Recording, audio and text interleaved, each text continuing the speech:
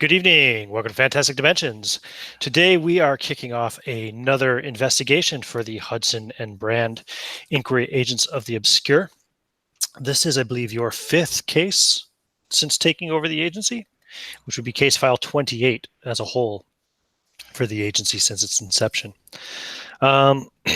Before we get into the current events where the game is going to be, we will have a little bit of a flashback back to early October with regards to an interview done in the Daily Telegraph with Mr. Oscar Bennett, who was involved with your agency during the now famous Night of the Jackals investigation, previously referred to as Werewolves in London. So the Daily Telegraph, Oliver Merriweather reporting. I recently caught up with stage magician extraordinaire Oscar Bennett, owner of the Legerdemain Theatre, to ask him about the daring rescue of the Hollingsworth family in Hampstead, of which he had taken part. Mr. Bennett, how did a man of such esteem and reputation as yourself come to be involved with Hudson and Brand Inquiry Agents of the Obscure? Oliver, it's a pleasure speaking with you again. Well, it's a fascinating tale, to say the least. I was invited to brunch with a good friend of mine, Reuben Carmichael Brand, when we had an unexpected visit from his uncle. The poor man was distraught over the recent deaths of two of his former comrades in arms. One was a tragic tale of misadventure, but the other quickly caught the interests of Mr. Van Zorn and Mr. Carmichael. A grisly murder out in Dover. As I was on a break, while thinking up a theme for my next performance, I offered to lend them a hand with the case. I thought it the perfect way to insert a bit of spice into what had become a routine life for me. I see. And have you known Mr. Brand Carmichael for long? What kind of a man would you say the heir of Ulysses S. Brand is? Well, I have known Mr. Carmichael for some years now. He's a fascinating man, to say the least. Quite dedicated to his work and rather sharp wit. I met him a few years after I came to London, while I was still apprenticed to my old master. We had lost touch, but after the Legerdemain began making news, we were able to reconnect, oddly enough, through a mutual friend of ours. And can you tell me, what exactly does an inquiry agent of the obscure do? How obscure is obscure enough, or is that just some catchy wording to make the job seem less mundane? Well, as I understand it, they specialize in cases where there doesn't seem to be an immediately mundane reason behind the issue at hand. However, in this instance, it was at the behest of a family member whose instincts were telling him that there was something more to the deaths of his comrades, and as it turned out, he was absolutely correct. I believe I found a bit of my stride throughout the course of the investigation, being a professional skeptic and all that. It's about your skepticism. What did you make of all the wild headlines that this case generated? Werewolves in London and Night of the Jackals were just a couple from this very publication. Do you think this kind of sensationalism harms the integrity of the news, or do you believe that it helps to draw the attention of the everyman who might otherwise give the daily papers a miss? I don't feel that a sensational title reduced the integrity of the story, provided that the facts are presented clearly and precisely in the body of the article in question. It's when a reporter abandons reason and presents rumor as fact that the problem begins. As for the werewolves, however, I can tell you firsthand the secret of those werewolves. Nothing more than madmen in masks. I was accosted by one such individual during the course of the investigation myself. He shows his bandaged leg to the interviewer. It was a fierce tussle, and I'm glad I was in the company of Mr. Carmichael at the time. I may not be here speaking to you now had I been alone. I see. Yes, that is what Scotland Yard said as well. They even displayed one of the masks during their own interview.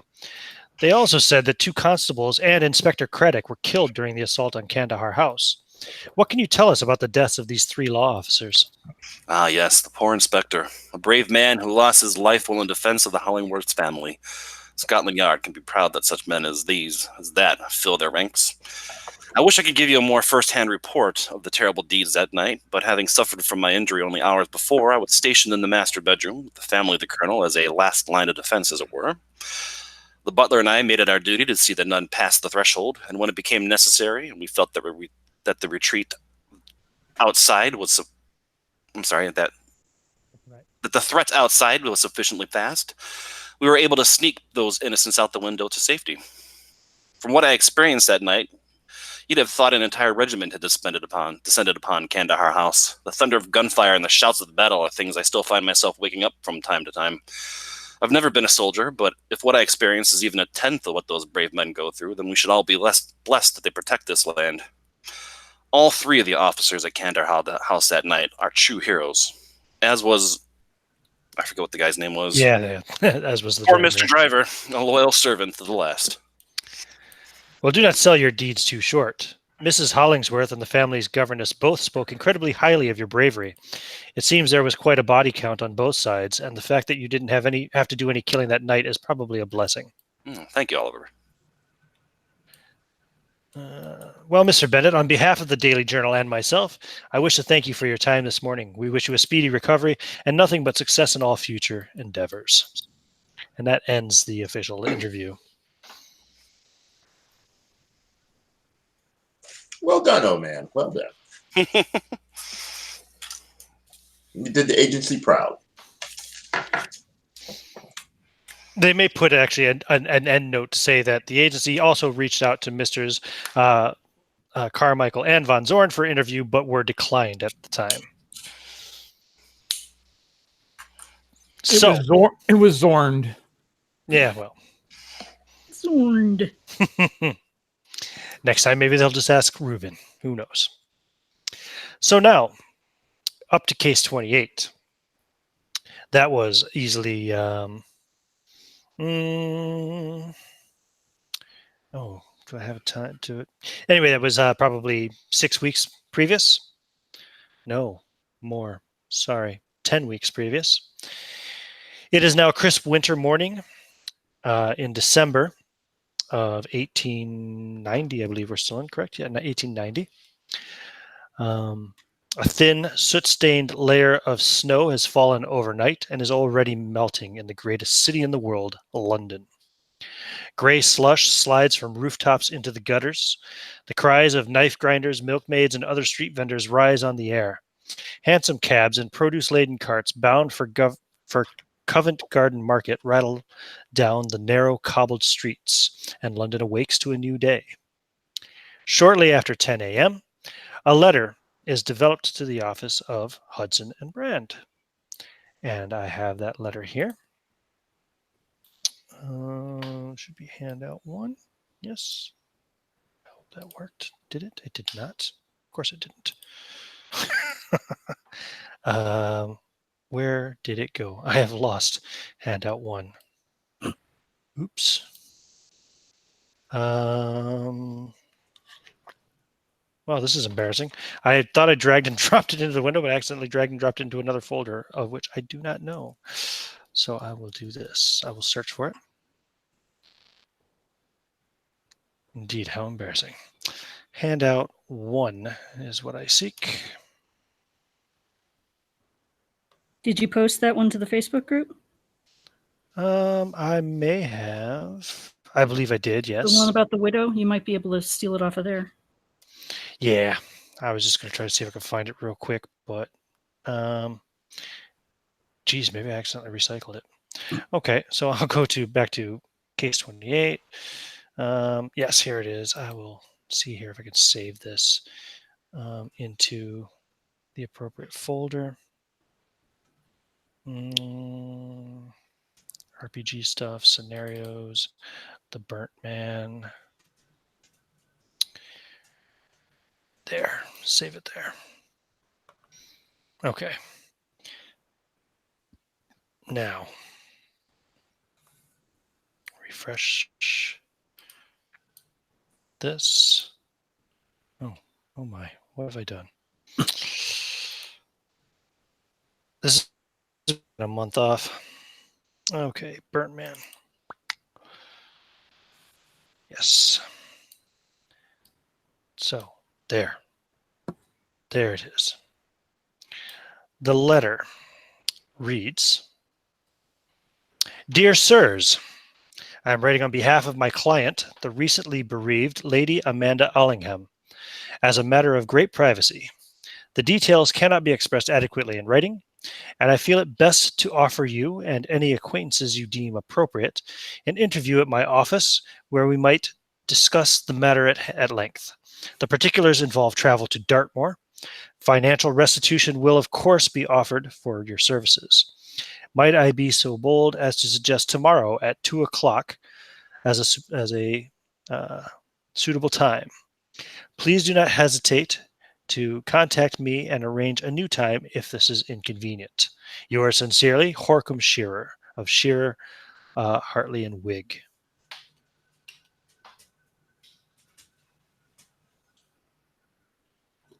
And I can also drop that into the chat, I suppose. Although you can also see it in the event thingamabobber.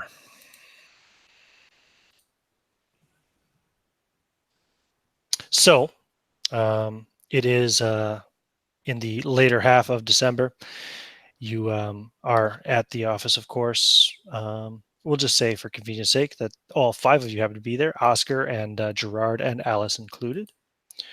When you receive this letter, Wilhelm will say that you were the one who got to read it, taken from the hands of Markham as he offered it up to you.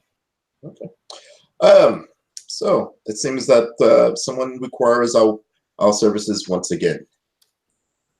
I first like to thank Mrs. Morrill for joining our little group again. Thank you very much. It's a pleasure to be back. You were missed.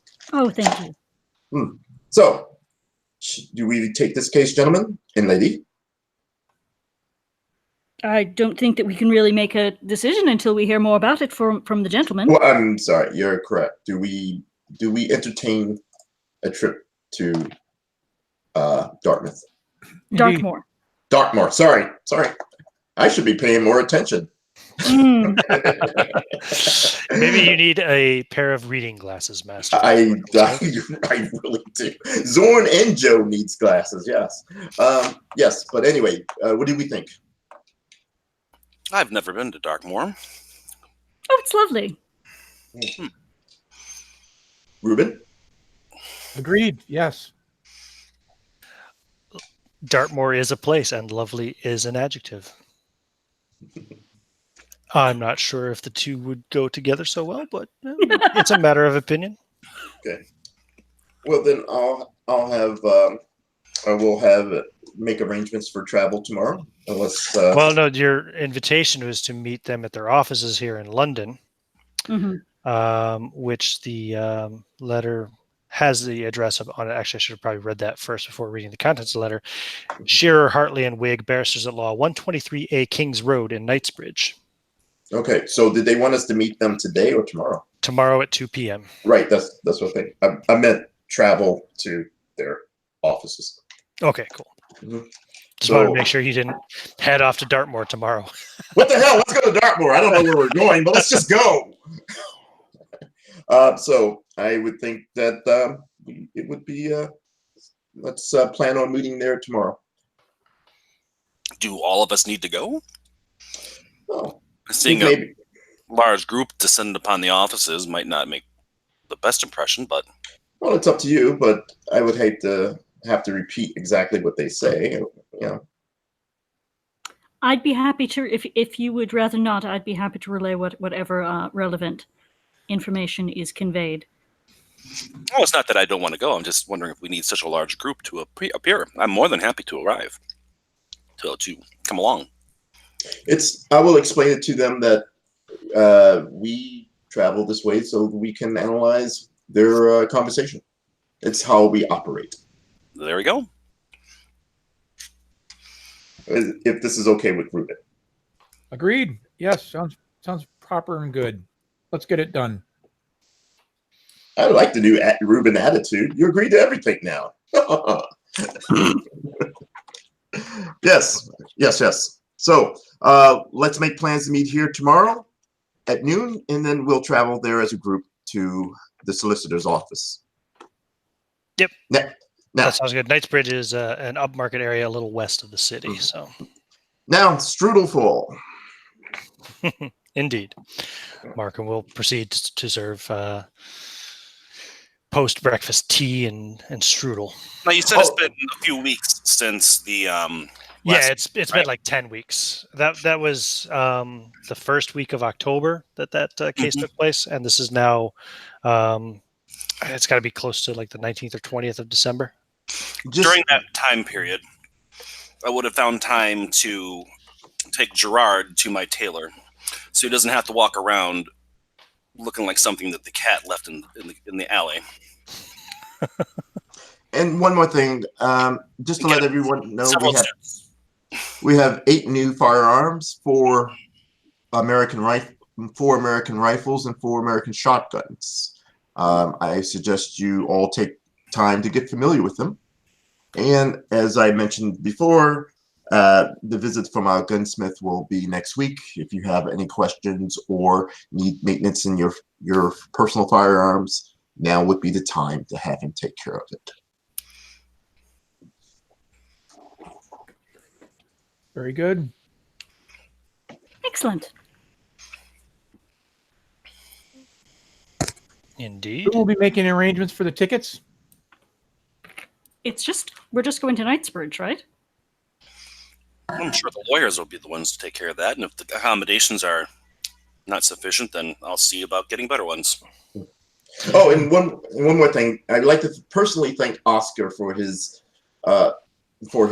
interview with the Times. I personally thought it was excellent. You represented the firm very well. Oh, thank you very much. I've known Oliver for quite some time. He's an upstanding reporter for sure. I apologize. The letter would have been delivered to you on the 16th of December, Tuesday. Okay. Oh, and I tell you, I'm sorry, I'm so absent-minded lately. And also, in recognition of your service, Oscar, I present you with the Hudson Brand service revolver. Oh my. Kind of take it gingerly, like it's going to explode in his hands. It may. It's true. Thank you. Excellent work.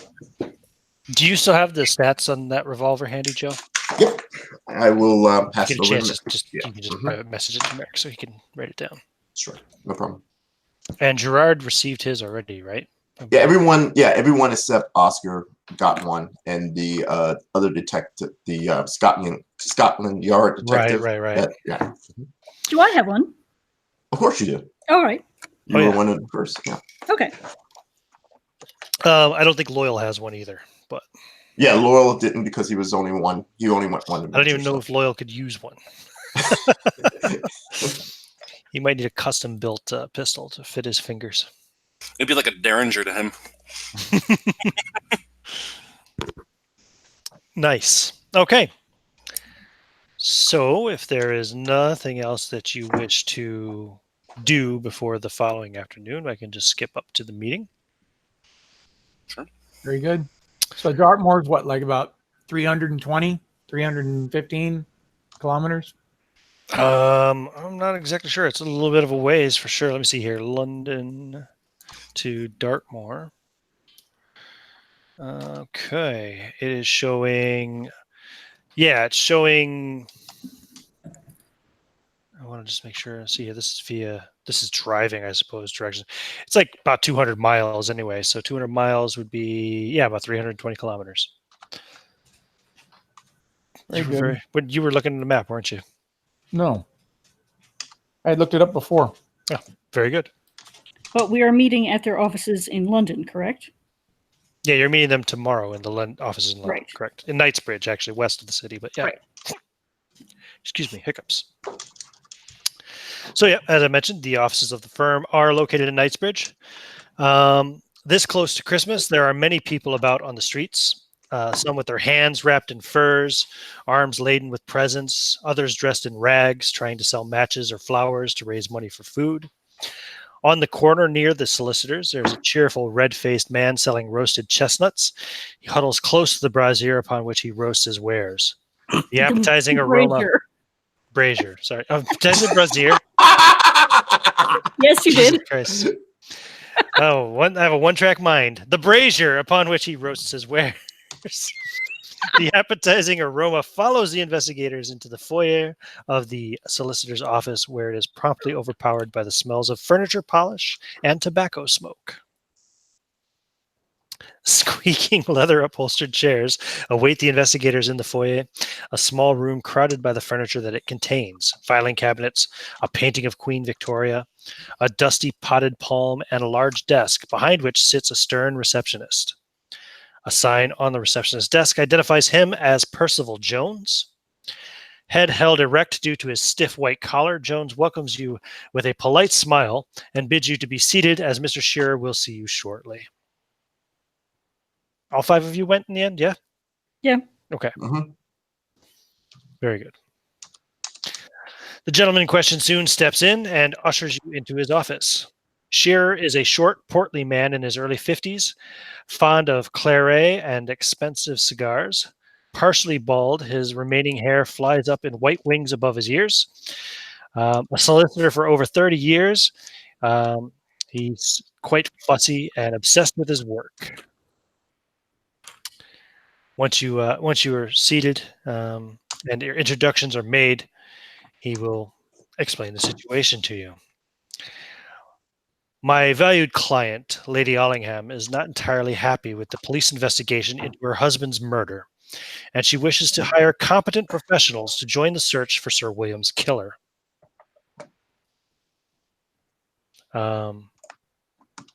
Sir William Fitzhugh Ellingham, Lord Bargrove and Squire of Bargrove Parish, was a man of arrogant passion. A third son, thus destined not to inherit his family estates and title, he was not, expected to rise to the heights that he eventually did. However, by his 36th birthday, both of his elder brothers had perished in accidental deaths, and he came into possession of the family home and estates as a result of this. He'd set about modernizing his tenant farms, evicting the people who were slow to pay rent, and generally setting things into what he found to be an agreeable order. Recently, however, on the 8th of December, Sir William Ellingham was killed. He was found tied to a stone. Just trying to look for the details here of his death. Hello, I know I have it here somewhere. I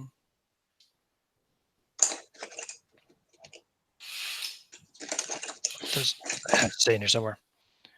Yes, he was bound to a stone, stabbed multiple times, and set afire.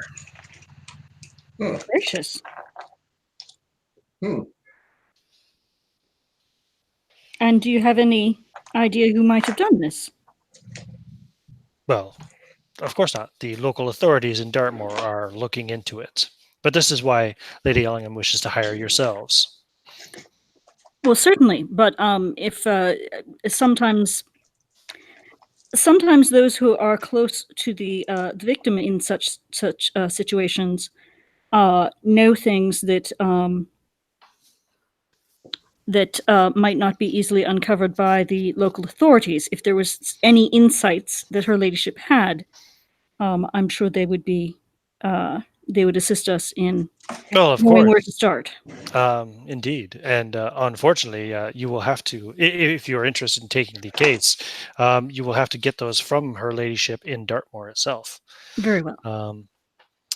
And he starts to kind of look a little uncomfortable. He kind of fingers at his collar a little bit. Lady Ellingham believes that her late husband's ghost is haunting Bargrove Hall. Part of your duties will be to ascertain whether or not this is true, and if so, to lay Sir William's spirit to rest. When it says his spirit is haunting the hall, one of my eyebrows tries to crawl up into my scalp line. Should you accept, you will be paid £10 per week. Rooms are arranged for you at Bargrove Hall, and train tickets will be provided as well to the nearest train station in Princetown. May I ask, why do the lady believe her husband is haunting the place? What has she told you? Well, I don't recall all the exact details, but you know, things that go bump in the night, ghostly sounds, doors or windows left ajar at strange times. This is London. This is England, my friend. It seems like every inn and shopkeep has a tale of a ghost or something to that effect. She's Indeed. also a woman who recently lost her husband and bereaved. May That see is also true. they wish to see that don't actually exist there, and are taking those clues as creaking woods and settling foundations to be something other than what they are.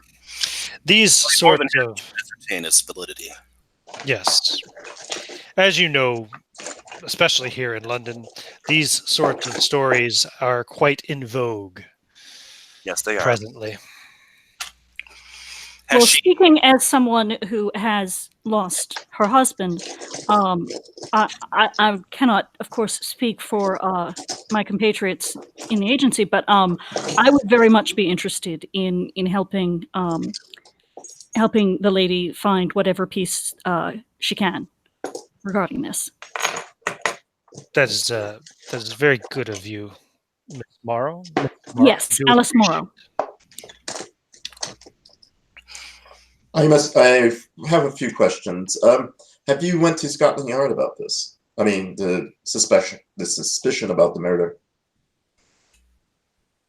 Well, Lady Ellingham has taken care of the direct context with the authorities. I believe that the authorities in Dartmoor have been in touch with Scotland Yard. However, they've had their hands quite full with more pressing matters close to London, of course. Yes, of course.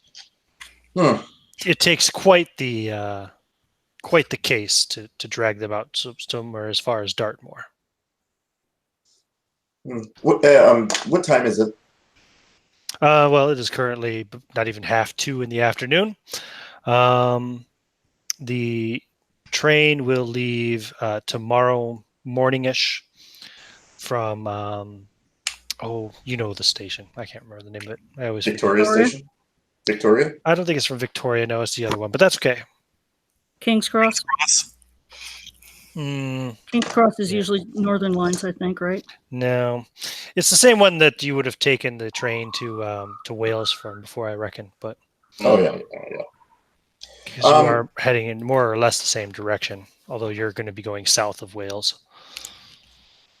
Well, if you give me a moment, sir, so we can all confer. If you give us the room for a moment, and we can give you your answer very shortly. Of course, of course.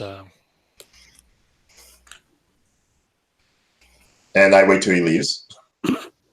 Yeah, he'll awkwardly leave his office. His own office. Yeah, Yeah, well, I don't care. we know. Well, ladies and gentlemen, what do you think? Well, I would certainly like to help her. That's one to go. Of course, we always help a lady in need, especially a lady. That's two. Oscar?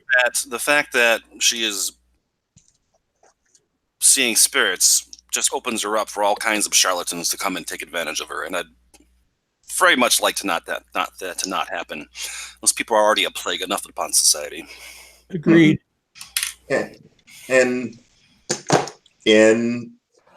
Rob. Sorry, Rob, I forgot your character's name. Bennett, not Bennett. Gerard. Gerard. I'm sorry. I'm so sorry, Gerard. Not to sound gruesome, but it's an interesting way that he was murdered. When there's a lot other simpler ways to kill somebody. Certainly. Agreed. I'd like to talk to the gentleman we were just talking to. I was going to ask him where he was stabbed, if they have any clues on what kind of weapon it was. And I think we'll hear that from the local authorities rather than this man's just a solicitor, I believe, correct? Right. Correct. Yeah, and we're just trying to decide whether we should take the case or not. Sure. The game is afoot. As the last case showed, that everyone here, when we take cases, that puts everyone's life in danger. And I believe it's very important that we get a consensus before we take any case that may involve risk. I would say that the Hudson and Brand agency is going to take the case, and whoever is going to join us was going to join us. We're going to take the case regardless. So I think it's unanimous. Agreed. I go to knock on the door and tell the solicitor you can come back in. Okay. To his office. He comes in with a what is claret? It's like a It's a wine. It's like a fortified wine. yeah, it is. Yes. Okay, so yeah, he comes in with a glass.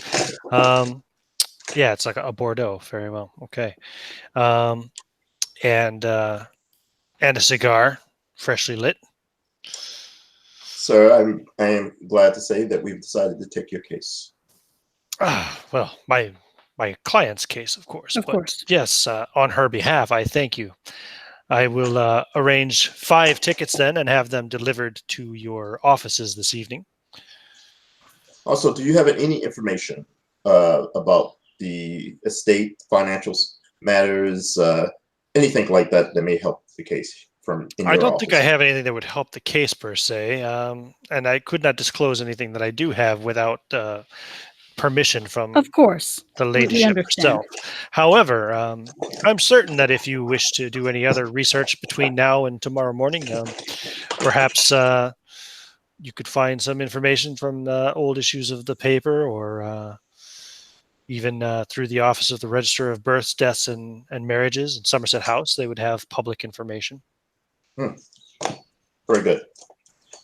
Anyone else? Anyone care for a claret or a cigar? Oh, yes, quite.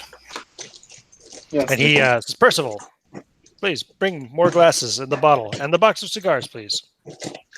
And he fetches a book of matches out of the drawer in his desk.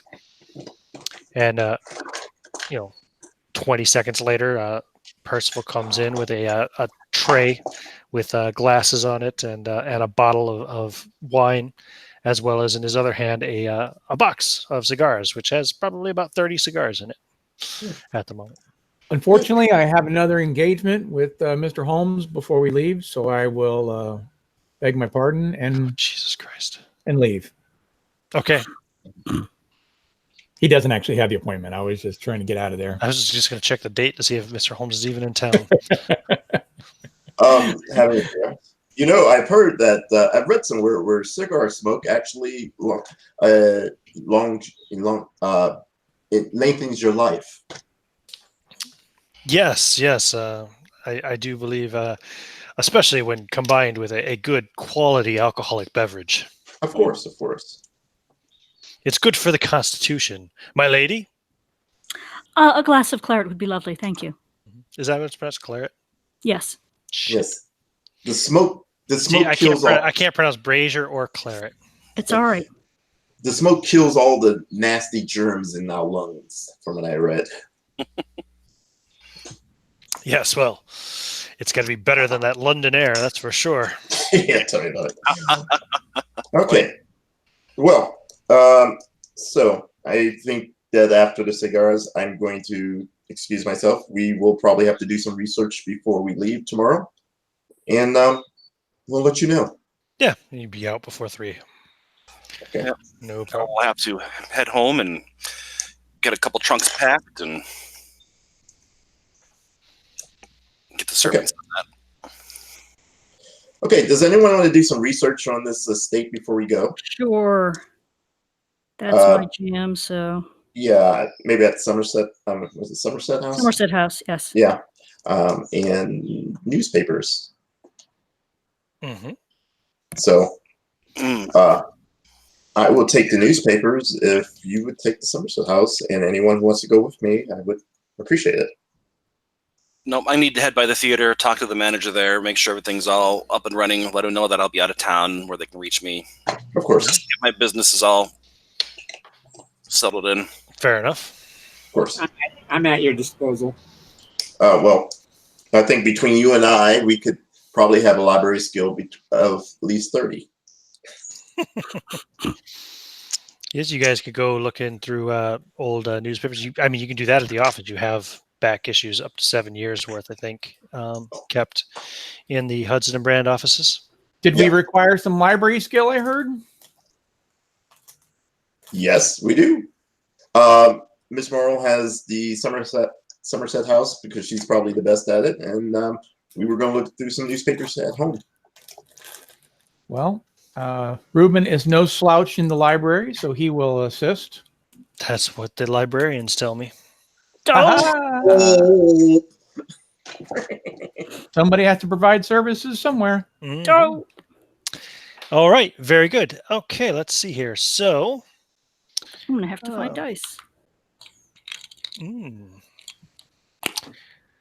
let's start with Von Zorn and Hey, do we need dice for this game? yes, Von Zorn, Carmichael, and Gerard Bonham. Why do I always forget Gerard's last name? I can never It's remember. like Helena Bonham for some Bonham reason. Carter. I know. Yeah, Gerard. I can't remember Gerard for some reason. But at least you didn't call him Ron. Yeah, I can't remember his actual name either. So, and it's written right on his character portrait right there. I mean, with the big B. But I keep mistyping the B and hitting N instead. So I would like 3 of you to give me library use rolls. And actually, you can go ahead and give me your library use roll as well, Mrs. Morrow. Ruben got a order, I guess. Got a 48 out of his 65. Okay, Ruben has 1 success. Since he succeeded first, I'll give you the first clue. You find a recent newspaper article, as well as substantial and flattering entries in Who's Who and Burke's Peerage. And that is going to be handout number 2. Now this time, drag and drop it into the right place. Boom, there we go. And I will also drag and drop it to the Facebook chat now. Now, that's it. I can enlarge this. Right. It says, Ellingham curse strikes again. Lord Bargrove dies horrid death. Dartmoor. The horribly burned body of Sir William Fitzhugh Ellingham, Lord Bargrove, 36, was discovered by a cowherd yesterday morning in a field in his country estates. His death has prompted local talk of a curse that haunts the Ellingham family, striking down every Lord Bargrove before his 40th birthday. Few details of the murder have been released, but Exeter police believe that Sir William was savagely treated and already dead before the flames consumed his body. The police have no definite leads in the case, but in the light of Lord Bargrove's disparaging comments in the House of Lords on the subjects of Irish Home Rule and Cornish independence, police suspect some local political firebrand may be responsible. Whoa. Those are not Victorian sirens. We got him, boys. I am so sorry about that, guy. That's all right. Interviews are being conducted in the district and should produce the guilty man within a space of days. Sir William is survived by his wife Amanda, daughter of the late Colonel Clarence Montgomery of the Indian Corps, and a daughter, Ursula, aged 8.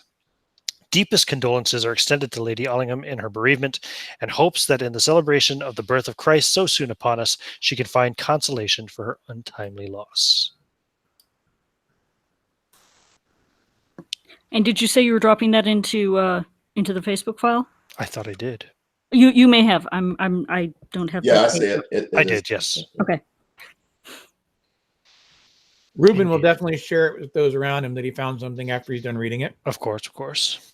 When I do my library check, I'm going to actually look for other Allinghams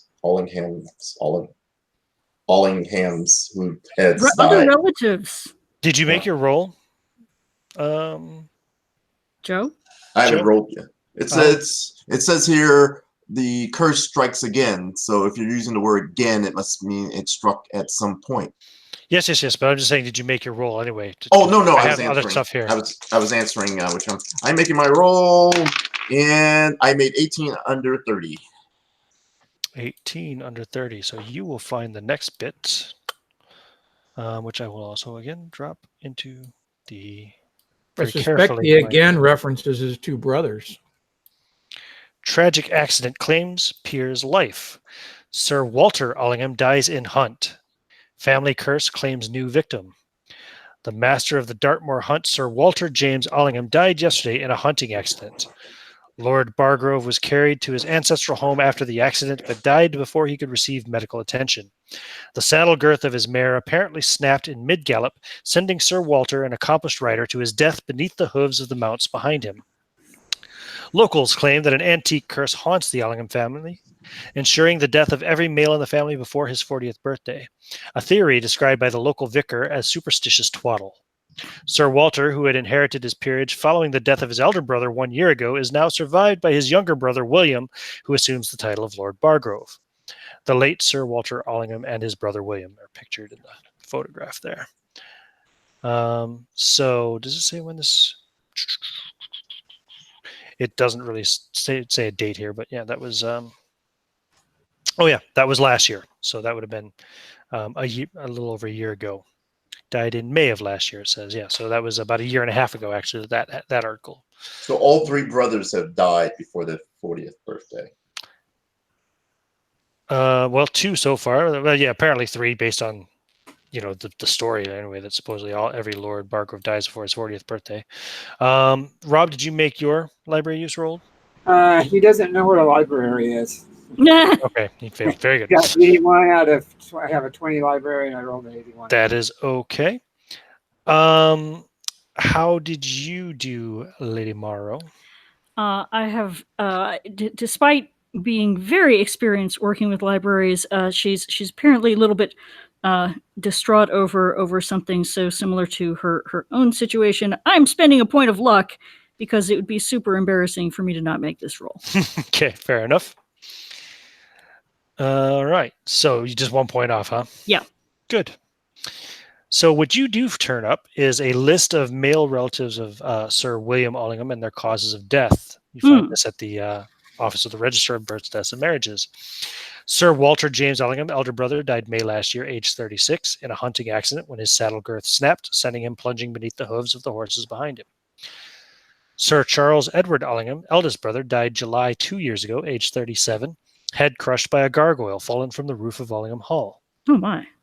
Captain the Honorable Gordon Ellingham, cousin, died May 1880, aged 27, suicide by drowning. Sir Fitzhugh Warwick Ellingham, father, died Bargrove Hall, December 1871, aged 39, fell downstairs and broke neck in celebrations on Christmas Eve.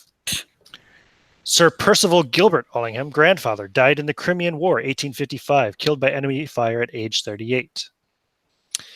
And so on and so forth. You find an unbroken line of male members of the Ellingham family, all of whom died before their 40th birthday, traced all the way back to circa 1640. My. It's like they're Kennedys. Prior to that date, the men generally lived to a normal age.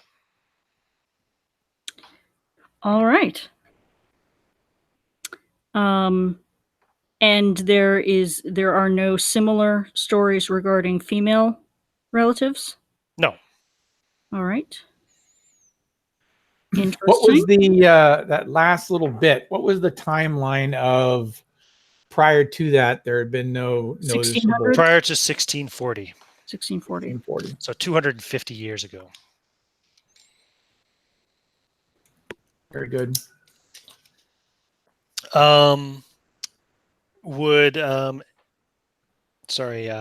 Ruben or Wilhelm or Oscar, not Oscar, sorry, Oscar's not there. Gerard, like to make another library check roll to see if you can find the last little newspaper article. Here we go. That was overlooked. 55 of a 65. 68 over 30. Did you say 65 of a 65, John? No, it says 55 over 65. Okay, so you succeeded. Got it. I was getting confused. Like, oh wait, what? Got a 15 Too much. out of 20. So. Oh, and there we go. Gerard, we'll give it to Gerard. He finds the last article, "The Grisly Death of Sir Charles Ellingham," which I will also again share with you in the Facebook chat for your own record. Grisly death of Sir Charles Ellingham. Age of family home contributes to death. Peer mourned by brothers. Sir Charles Edward Ellingham, Lord Bargrove, 37, was yesterday declared dead following a tragic accident at his family home in Dartmoor. He was struck by a limestone gargoyle that had become loosened by age from the facade of Bargrove Hall and fell upon Sir Charles as he made his exit from the house, with instantly fatal results. The late peer is survived by his younger brothers, Walter, 35, and William, 34. Rumors of a family curse have dogged the investigation by local police. Bargrove villagers have refused to accept any other explanation for Sir Charles's death. So whereas the police say the house was old and the gargoyle just, wasn't well maintained and fell, the locals of Bargrove Village believe that, no, it was definitely the curse. Can I check something else? Can I do some research on the village itself, or the surrounding lands there? Is there any legends or anything? You're going to do that in an actual library? Not in your newspaper collection, I presume? I'm going to do I am not the person to do this. I tell Ruben this. I say, Ruben, can you check and see if any information? Because I'm not the person to do this. I know. I'm the person that shoots and stabs people. That's me. That's my. Oh, we know. We know. Yeah. So I asked Ruben, is there any way you can check that? Check what, sir? Check around the surrounding areas in the village itself and see if we got any information on that. Anything more specific? Yeah, things in the past, folklore. Things in the past. That narrows it down. Thank you so much. God, I hate academics. Things like anything unusual. Has that village popped up in the papers in the last 100 years? Okay. So we're going. You want me to ask the locals once we get to the village? No, he's asking you to do library research. More library. Very good. Stand by. Like an actual library. Right now, you guys have just been looking through your newspaper collection. Yeah, he will go to the actual library. I'm sure there's one not too far away. Okay. Give me a library use roll there, Ruben. 15 of 65, which is very nice. Really good. Almost just extreme. If I need an extreme, I can give you the 2 points. You don't need to. Okay. Just a success will do. Let's see. You do find the only thing you find is a book named The Cursed Families of Great Britain that notes the curse directly, of which I am going to give you an extract here. And it'll probably be bitter. It's bitter. Here. Okay. It's always bitter. And it says, Cursed Families of Great Britain. Cursed to a foreshortened life. High in the haunted moorlands of Dartmoor, the Ellinghams of Bargrove Hall are cursed with premature mortality. No man of this family ever lives to see his 40th birthday. Local lore claims that Sir Montague Ellingham, 1612 to 1642, flogged to death a gypsy lad found stealing horses from Bargrove Hall, as a result of which the boy's mother placed the curse upon Sir Montague and his sons in perpetuity. Damn it. And there's a nice little drawing there of beautiful Dartmoor, a many cursed region of Britain.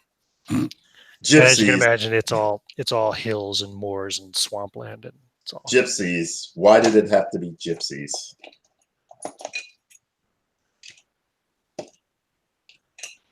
Gypsies. Damn. Well, if they were not with him, he will bring the information back with him and share it.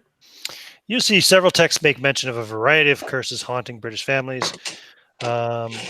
Also, particular reference made to Glamis Castle, the lord of which carries a secret which can only be passed on his deathbed, said to involve a secret room and the horror that it contains. What is that noise?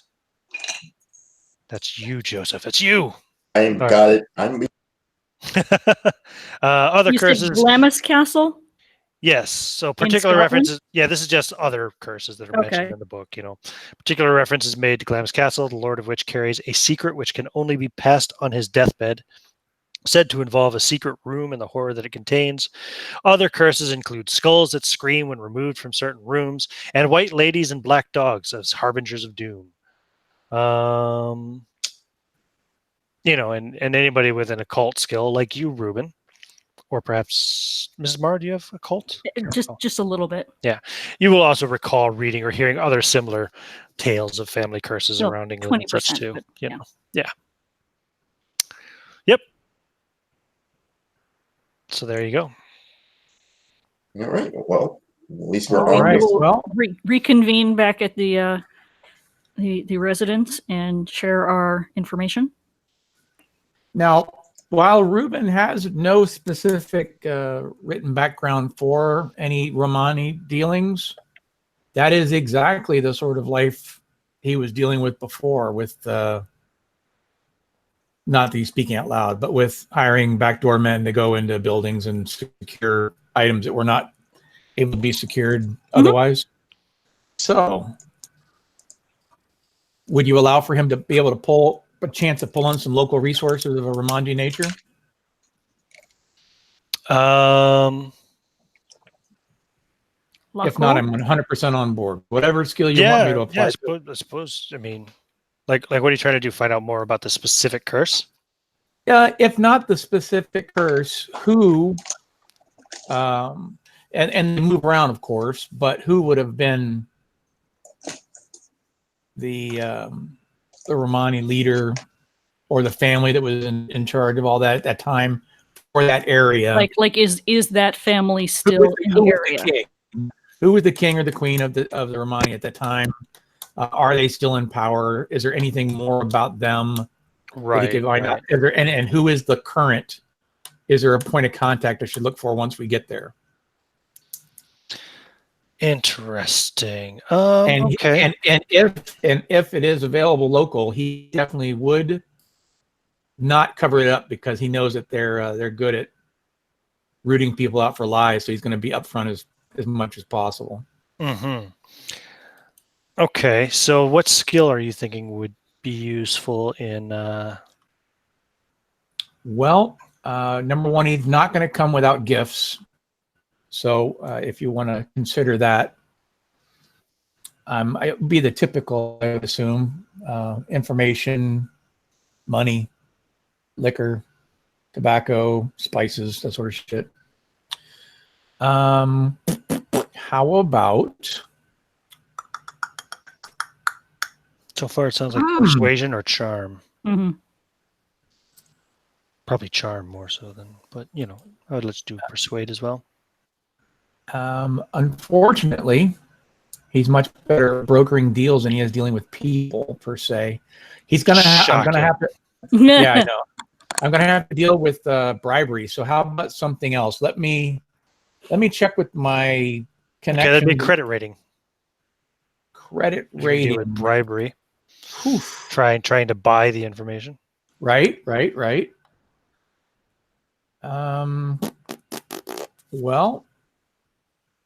we're not just going to let me work this out, are you? Okay. What do you mean? I'm giving you a chance here. Don't you have a good credit rating? I mean, no, my credit rating's not that good. It's only a 21. It's a 21. Ooh. Yeah, it's not great. That's why he came and accepted this inheritance, because he needed it. Yeah, he had to avoid death. He had to pay off broke some is a debt. joke. Too bad you're not a super rich theater owner. Exactly. Well,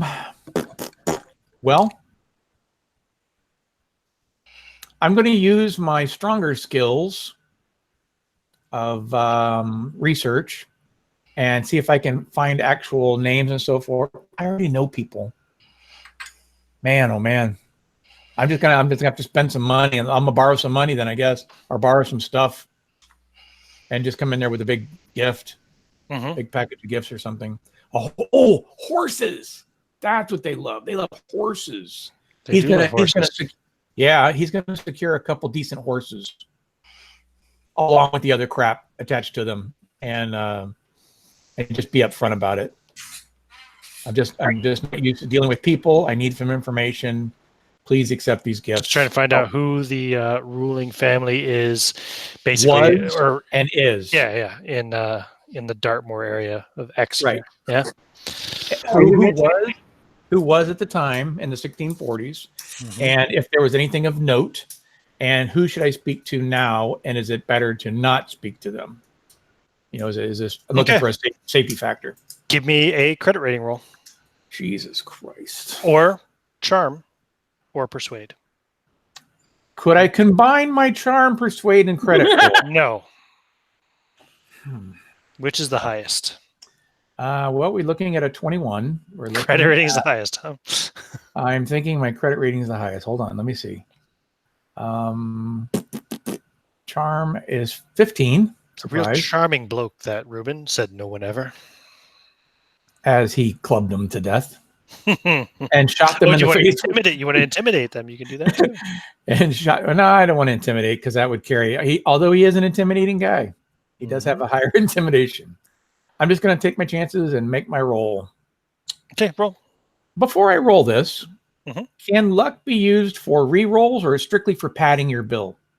Luck's simply used for adjusting the number. Yeah, padding. Very good. You can't just spend a certain amount of luck and re-roll. You can't. That's what the push mechanic is for. The push mechanic allows you to re-roll as long as there's time and makes sense to be able to do so. But it's called a push for a reason, because if you fail the pushed roll, then something catastrophic happens. Something bad I think he's going to be okay. He actually got you'll end up getting beat up and robbed by gypsies. That's what I'll say. If he got a 22. So I'm going to spend 1 point of luck. I'm spending a point of luck. Okay. Yeah, so your gift of the horses is well received. And liquor and money and tobacco and all the rest of it. And the family that was in power then is still the one of the powerful families today. Oof. It is the Petulengro family. Petulengro.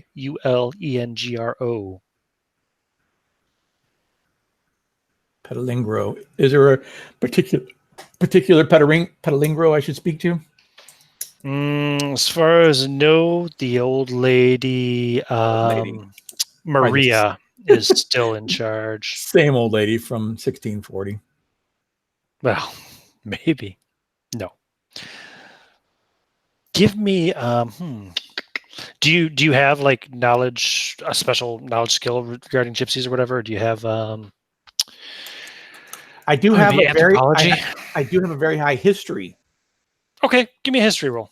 Okay. We'll call it a hard success though, because it's not really the skill I was looking for. I was looking for something more, but that would allow you some knowledge of the Romani language. But all right, I got a 29, and his skill is, let me look at it again. History is a 65.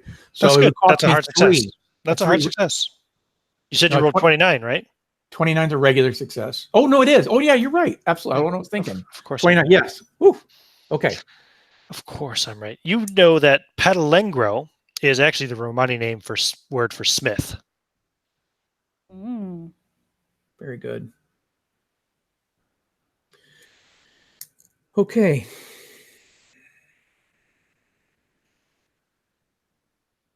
He's not going to share this information with them at this time. That's fine. Keep your secrets then. No, I don't want them to think that they can just wander into Romanji territory and just start talking shit. No, not in any particular person that I'm pointing to or anything like this. But, of course not. This must be dealt with a deft hand, even though he does not have a deft hand. He knows better. Mm-hmm. This is better. Or at least a slightly undeft hand padded with horses and money and liquor. Exactly. So that we're gonna have to renew that particular thing again.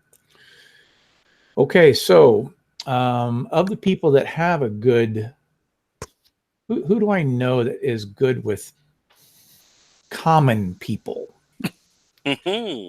Ooh, is Loyal going with us? No.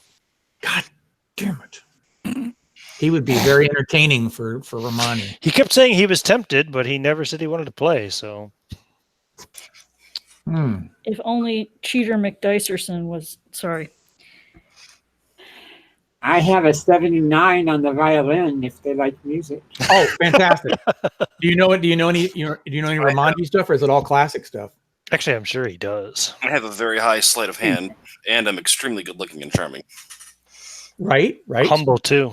That will just get you instantly married. That's not what we're looking for. Now, as far as the violin, is it like were you a commoner or you were classically trained? Classically trained, but since then I've roamed the area of North America and Europe.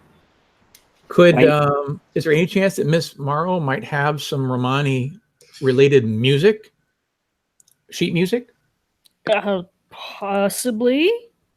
Oh, roll your luck, Ruben. Oh crap! Hold on. Okay, 37. Let me see what my current luck is. My luck is a 57, so I'm good. Yes, she just so happens to have a book that contains a couple of Romani folk songs written specifically for the fiddle. Is this for Bless you. For sale, or is this a collectible item? I'll leave that up to Miss Morrow. I'm happy to sell it to you at cost. All right. I will pay cost plus a nice 10%. Thank you so much, sir. And he will give the gift to our violinist to practice. That's great. It's now dinner time on the 16th. Oh no, sorry, the 17th, Wednesday.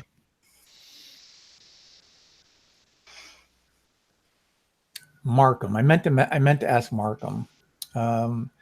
Was he Markham? Have you been properly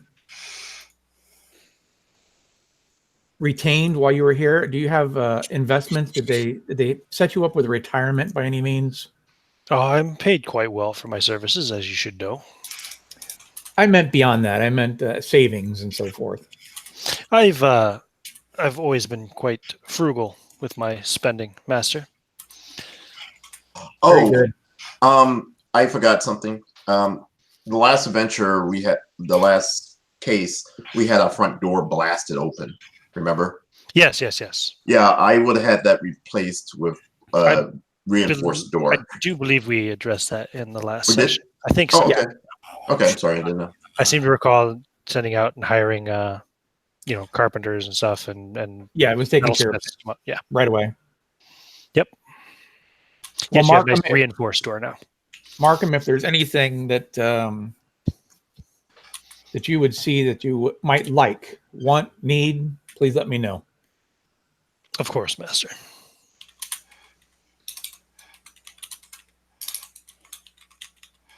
So now I'm going to sit down and enjoy some music from our violinist playing some gypsy music. Get into the mood.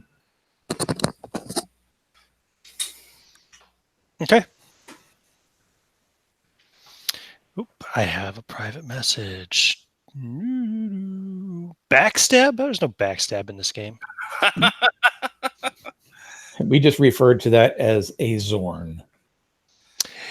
So, as you guys are settling in at Golden Square, Mr. Bennett is still not there.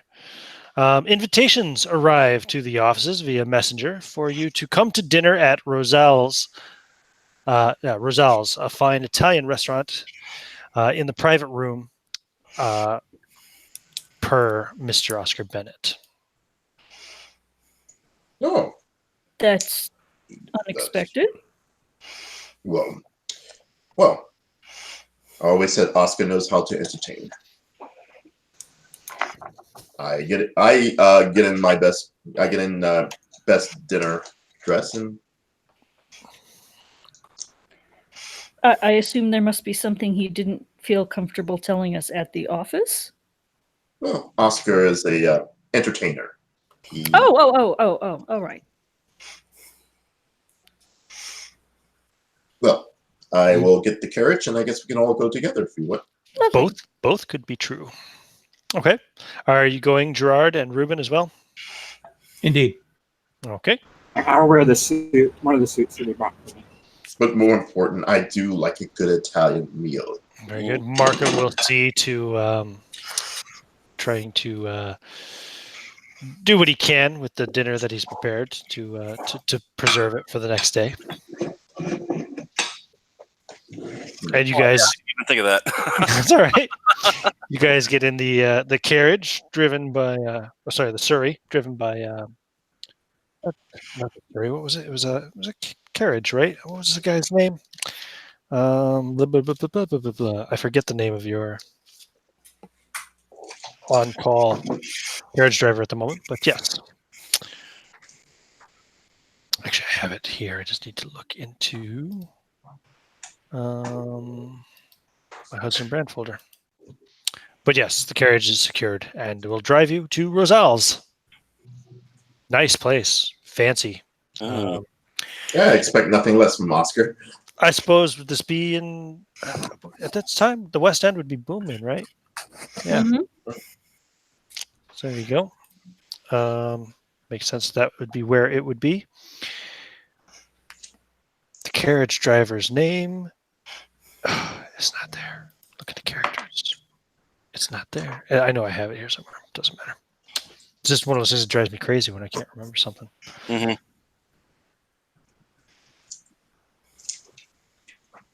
Apparently, I did not save it in this folder for some reason. Okay. So, yeah. Takes you back. Albert Stafford.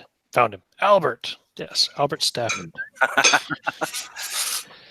So, yeah, let you out at Rosal's. The Mater D will meet you at the door once you show your invitations. He goes, you're here to join Mr. Bennett. Please follow me. And he will take you to a nice, swanky private room. Nice big table. Probably sit twice as many easily. Easily. And it's one of those places that you don't order the food. You eat what they bring you, and it's like a course meal. Fancy. Of course, you can order your own drinks, but... I presume Mr. Bennett is dressed to the nines? Of course. Yeah, Oscar. Welcome! Oh, you all look lovely this evening. I thought, since we're going to be spending some time of an unknown length outside of the city, that we could all use a fine meal before we head out. You're a good man, Oscar. Enjoy and partake. It's a private room. This place has excellent reputation for the security of its guests and its privacy, so we can also discuss anything you might feel you need to discuss before we head out of here. Somewhere where you're fairly certain that no one will overhear, but don't forget, servants have ears too. No. Well, I tell him basically everything I know about the case so far. Mm-hmm. Sure. This would be a good place probably for you all to share all the information you found. Exactly. That's Yep. that was my main purpose for the invitation. Yep. I hand over my notes regarding the all of the text props that were posted. Actually, I only had the one, didn't I? Yeah, well, you found a big one though. You found the Yeah. death records of 250 years of male members of the Ellingham family. And that's crazy enough. That's like, how bizarre that such a pattern can affect one family. Oscar, in your travels and showbiz, have you dealt with gypsies before? Oh, I'm sure I have. Now, bear in mind though that this is these are not dying of a heart attack or something like that. These are a great many of these look like murders or certainly accidents that could have been arranged. I mean, some of them could be classified straight up as murder. I mean, the one guy was killed by enemy fire in the war, so Well, Well, that's not really. It was a murder, but you know what I mean. He was shot and killed deliberately. yeah, But was it enemy fire? good point. It was recorded as enemy fire. It's very hard to tell. But I It's mean, very hard to tell. Battlefield. certainly our most recent fatality does not sound like something just a misadventure befell some of the poor gentleman. No, definitely One not. falls into a dagger several times and lights oneself on fire. Happens all the time. Happens all the time. And the one before that was his riding tackle broke and he was trampled to death or something.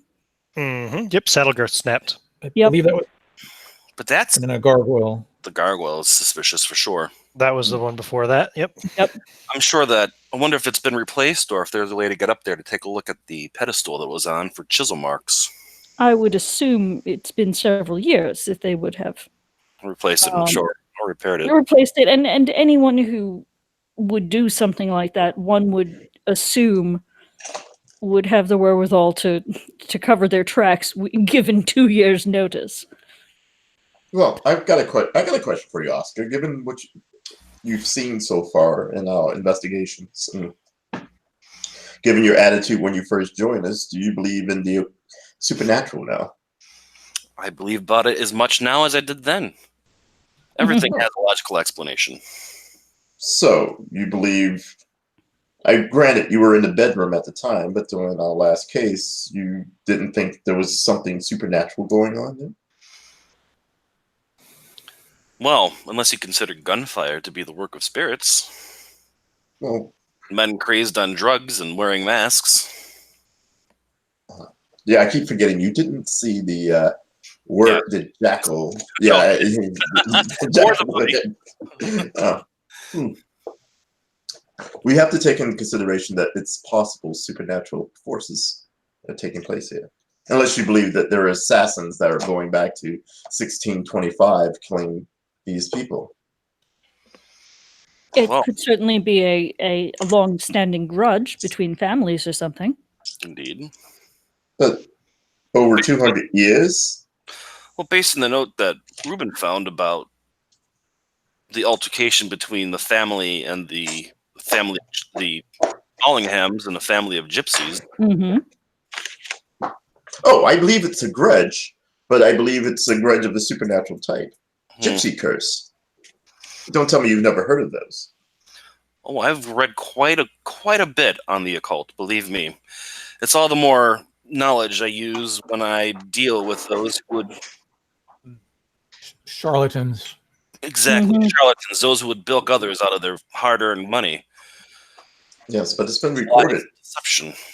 It's been recorded in reputable publications of strange things with the Romano people. Sure. Reference Grimm's fairy tales is one of those, indeed. Well, I see it to be very hard to convince you, but I guess we'll see come tomorrow. Yes, perhaps the spirits that run the locomotive will change my mind. And he winks. Appease the great fire spirits. And he raises his drink. Here. Those would be the spirits of the coal being released in steam. Mm. I look at Ruben, I'm like, so you're saying you don't believe in these gypsies' curse either.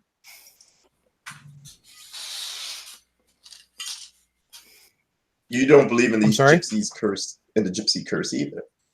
Well, here's the thing, though. It doesn't even necessarily have to be that some other outside forces behind all of these deaths in this family. Mm-hmm.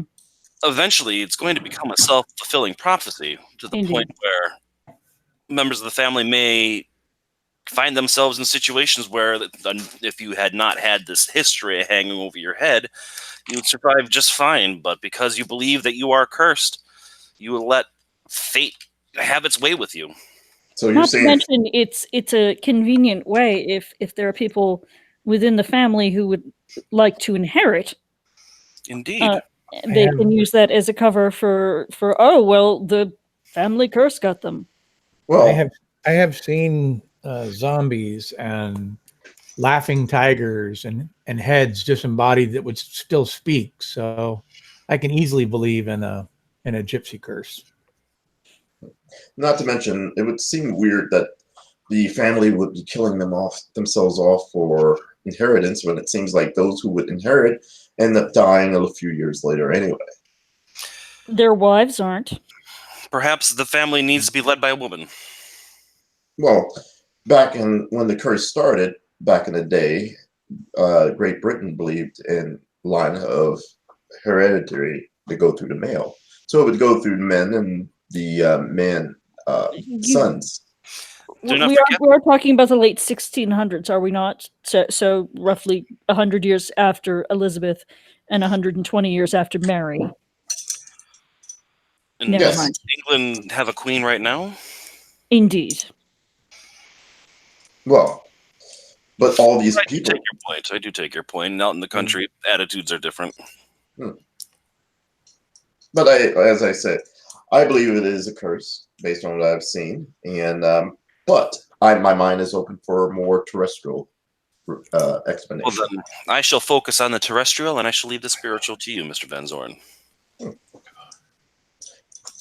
Greatly agreed. So, so do we have any plans for when we get to the village? What we want to do? I would assume meet with her ladyship. I would like to examine the house. I'd like to see the area where the person was murdered at. Okay.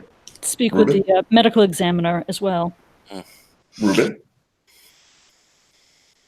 Yes. what would you like to do when we first get to Dartmoor, sorry. I'm going to be speaking with the locals and gathering a bit more recon sort of information. Okay.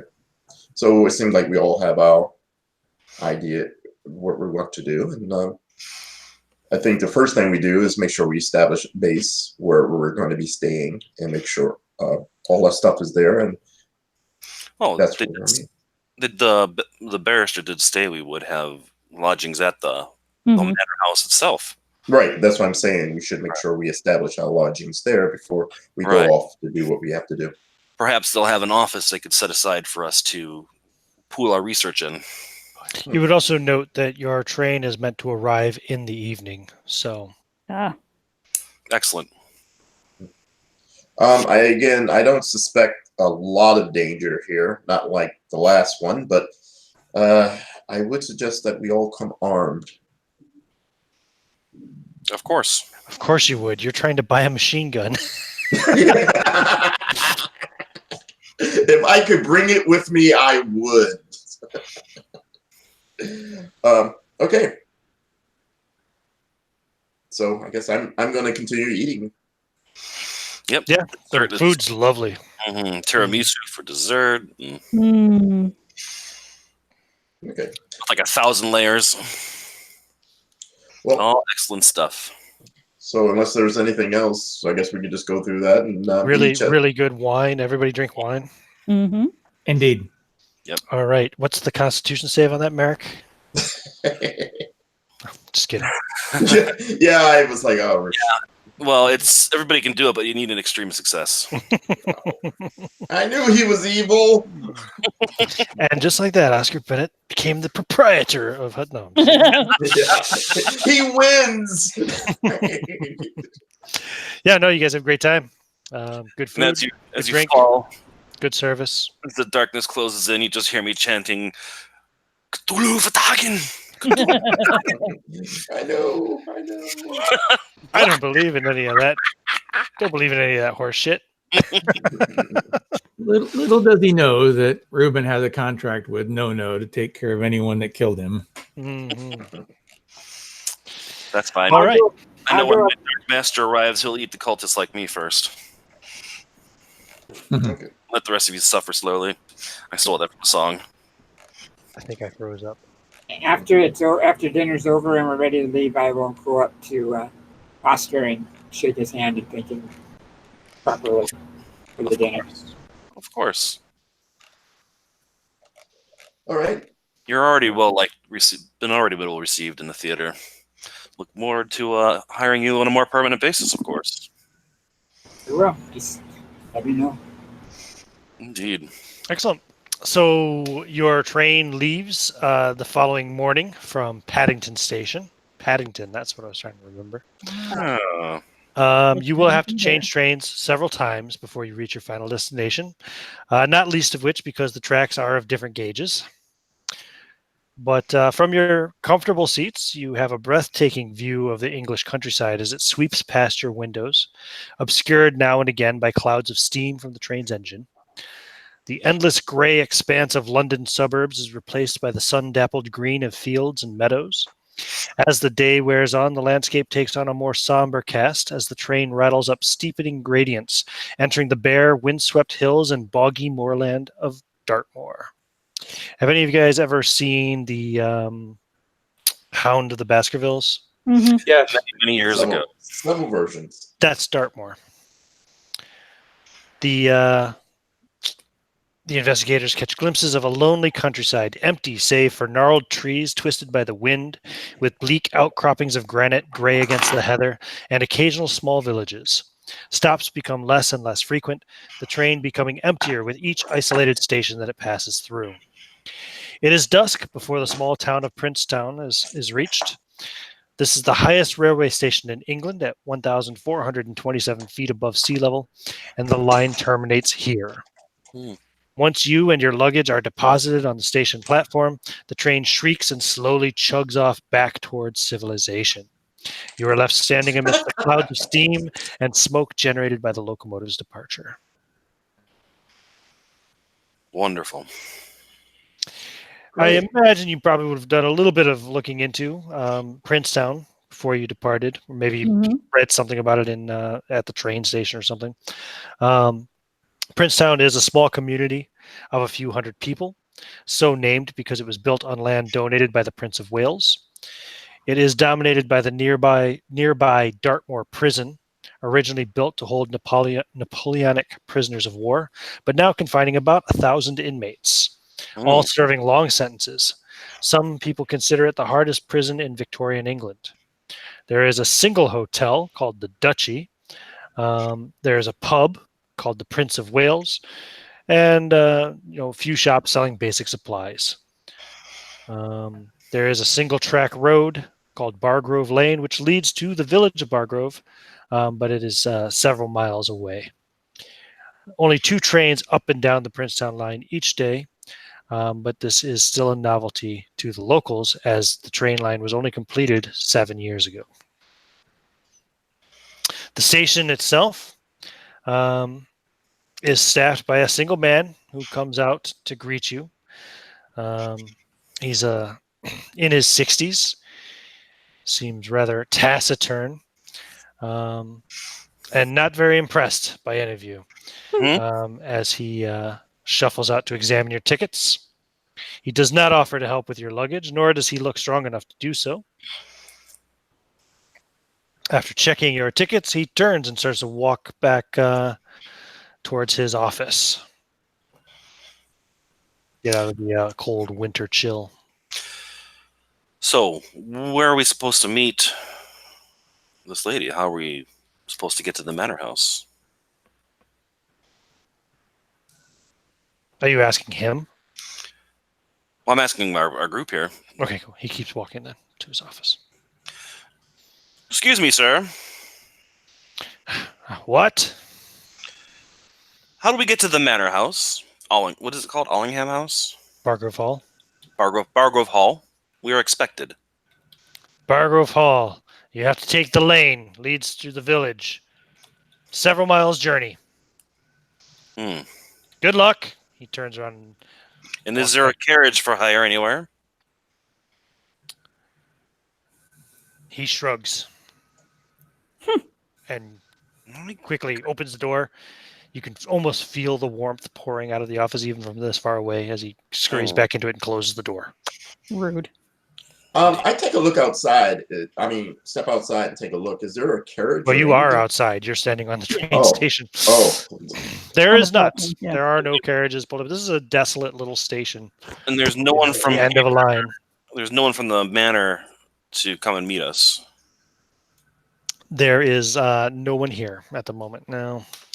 I have a map, don't I? Well, it's not a very detailed map of Princetown per se, but you can see Princetown there on the map. I'll drop this over to you too, I think. Yeah, there's no spoilers on here. Oh, what time is it anyway?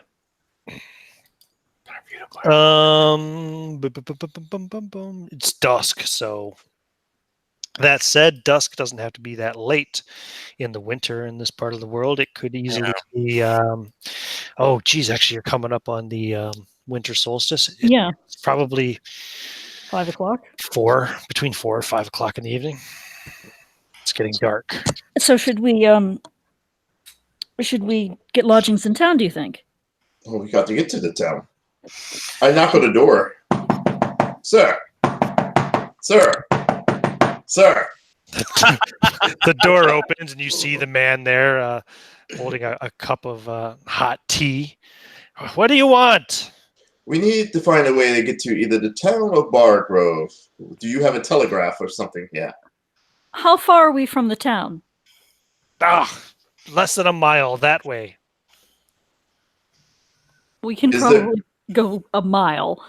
Yeah, we are hardy stock. You're all young city folk. I'm sure you'll do fine. I have 2 trunks. There's no need to knock my door down. Is there a way to call a cab, a hansom cab? Do I look like I have a phone in this office? How do you get back to town? I walk.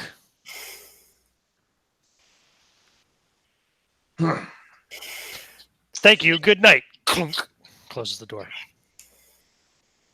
I say something under my breath. Walk back to the group.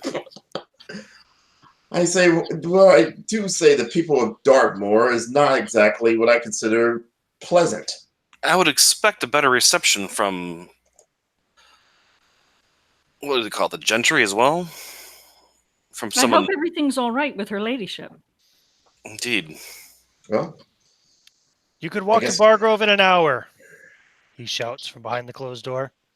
perhaps if we leave some of our luggage here and then send back a cab for And it. you hear the sound of hooves on the cobblestones Oh, as a We can carriage pulls we up to the station. We can always hijack the carriage.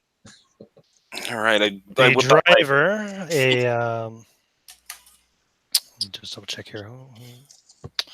Do I have any information on this driver? I know. I just want to make sure I'm not mixing this up with other scenarios. Yes, a kind of red bearded man in a heavy coat and a big hat, a driver's hat, kind of hops down and calls out in a Scottish accent, which I'm not going to try to do, but says, "Oh there, are you for Bargrove Hall?" Indeed, sir. Oh, come on. Here, I'll help you with that. And he comes out to help you with the chests. All right, I'll give him a hand. Your name is?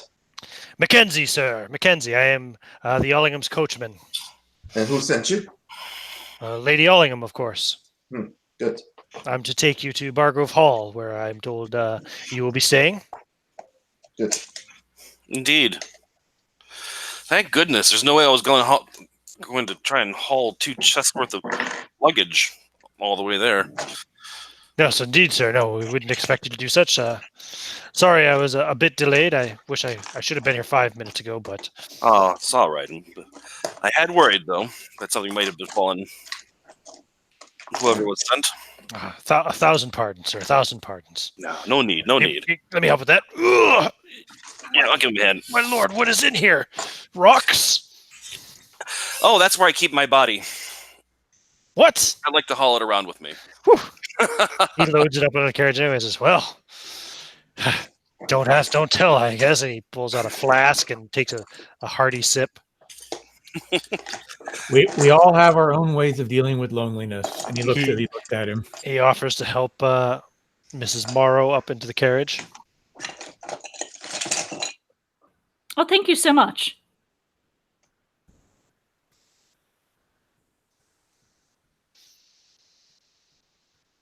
How long will it take us to get to Bargrove? So it's a mile. No, it's actually that map is inaccurate because it is actually a good few miles. I don't know why it says it's only a mile. That scale is definitely actually that scale. It would be a few miles, wouldn't it? Yeah, it didn't look like a mile there.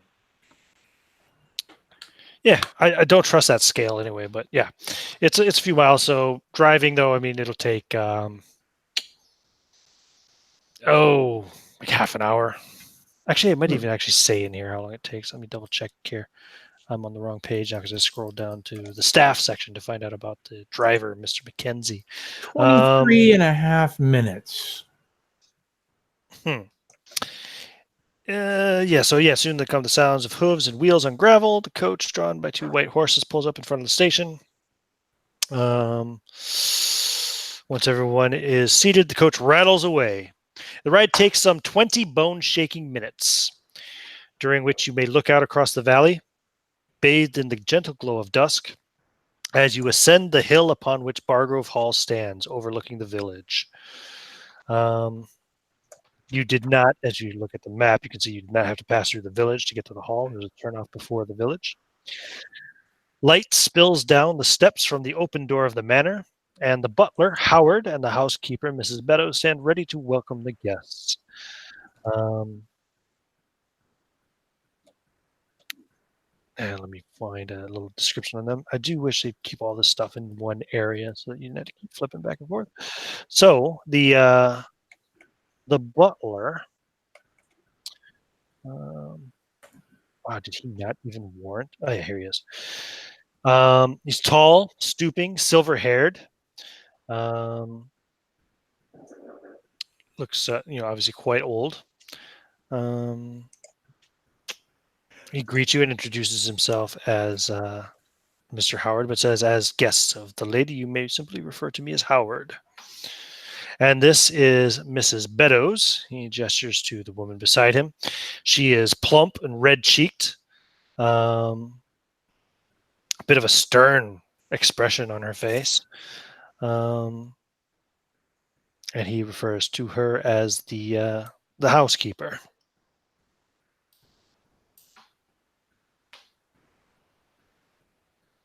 Well met, sir. Please come inside. So he will usher you into the hall. And yeah, there. Well, you can ignore the village map for now.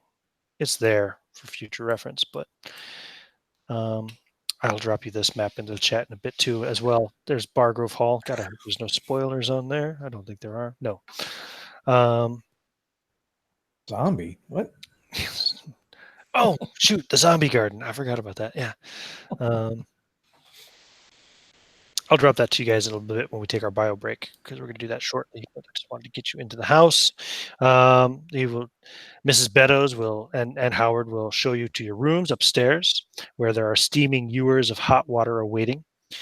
Howard politely explains to you that Lady Ellingham will greet you in the parlor once you have refreshed yourselves.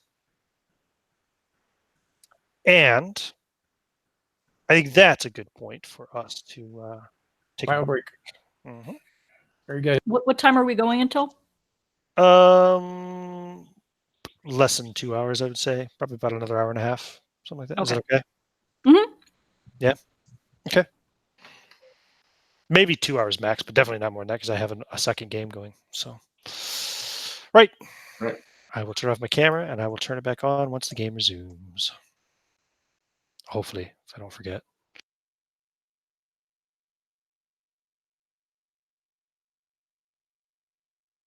Good times.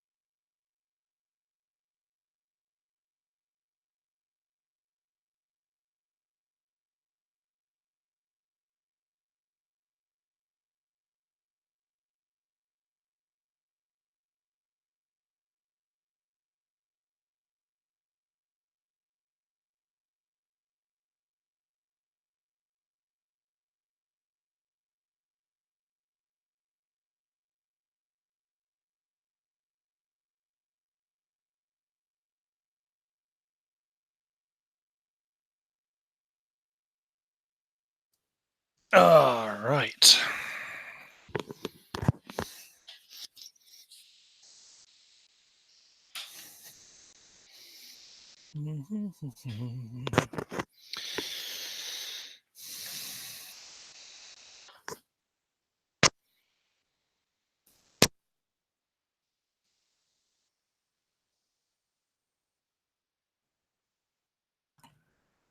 Back.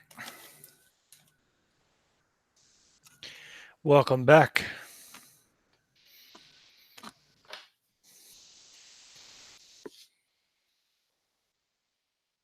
I made a cup of coffee.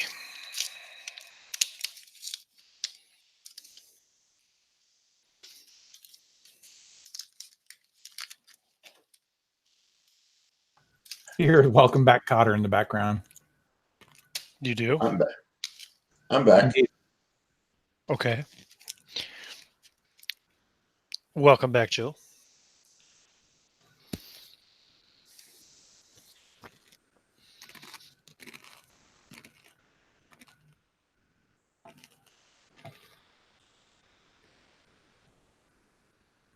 I'm going to have to start getting cakes for these sessions because you just make me want cake.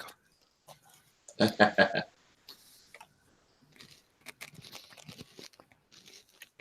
made a cup of coffee. I was like, man, I want to have something sweet with my coffee. What do I want to have? All I have is a little bit of chocolate. I made a cake last week. A carrot cake.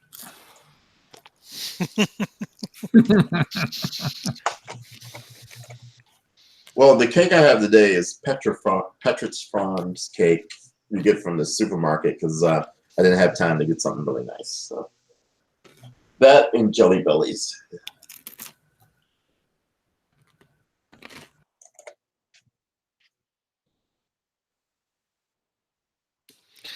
Do you remember a time Pepperidge Farm remembers? Oh, you remember.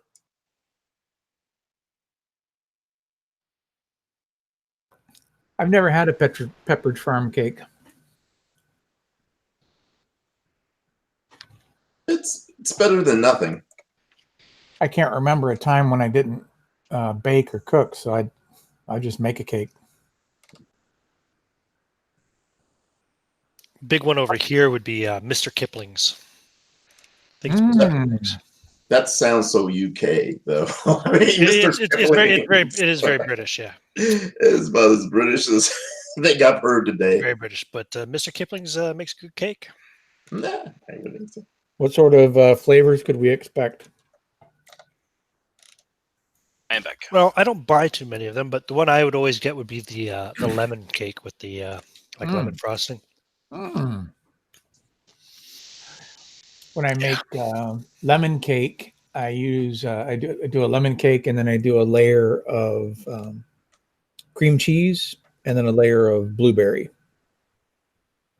That sounds fucking delicious. Yeah, it's tasty. It's not super sweet. It's got a lot of tartness and the sour to go with the sweet. It's pretty balanced. I don't suspect kids would really like it that much. But then again, I don't specialize in baking for children.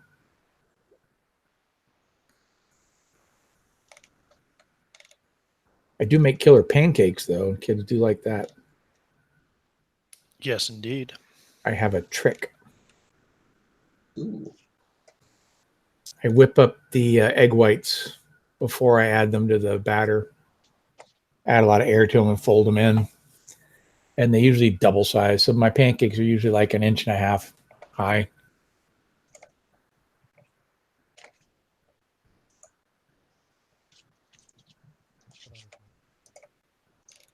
Is everybody back? I have not heard anything from Jennifer yet. She has Or Rob. cats. Jen has cats. Cats? Did you Jen say has- cats? Yeah, Jen has cats, so they sometimes can be a bit of a hand. Dude, I've got cats and dogs. What is that supposed to mean? I'm so sorry to hear that she has cats. She's going to be okay. She also has a Roomba named Mike, so that might be a problem. Her Roomba has a name. That's a little disturbing. She writes stories about her Roomba. Well, as they cost like $500, it's probably worth naming. Yeah. You got to ask her sometimes about her Roomba. Joe is just selling Jennifer up the road on this. I was about bio to break. say. No, He's got you like a crazy cat lady with a Roomba. I was I just did not waiting. say anything about crazy or lady. I wasn't gonna say anything because it was getting deeper and deeper. I was just waiting for something juicy to come out. Everything I said was absolutely true. Jen has cats, and she has a Roomba named Mike. So, true. yes, thank He you. is Mike the Roomba, and he has adventures. Thank you. They don't believe me. You wrote stories about it. Of course. They're on my Facebook. Half of these guys have seen it, or could have, if they actually bothered to read my Facebook ever. Well, Wow, guilt trip. I gave up. Wow, that got flipped around real quick, didn't it? All right, now we all feel Thank like you, shit Jen. about ourselves. Thank you, Yeah. Jen. fully admits to naming the Roomba and then flips it back on us for being rude for not paying attention. Exactly. Just like a woman. Oh, it's like that. We went there. We went there. Whoa. We went there, man. Like a man. Oscar Bennett getting in character. Okay, back to the game. Who let Archie Bunker in here? Back to the game. Let's see here. I do wish there was an easier way for me to see these maps. Okay, so you can see the map. Oh, no, I didn't send. That's what I didn't do during the bio break. I didn't send this stuff to you. Let me do that now anyway. While you're refreshing yourselves to meet Lady Ellingham in the parlor. Of course. And in the course of refreshing, I will load various props and whatnot just in case. Oh. Like magician shit. Oh, you're looking to make an impression on Lady Ellingham. Well, she is recently bereaved, yeah? Necessary. There's also others. I mean, there's room for a new Master Bargrove, right? I don't think I want to be part of the gentry. Okay, so here's the map of Bargrove Hall coming through to the chat now. Here's a map of the general area, the moors around Bargrove.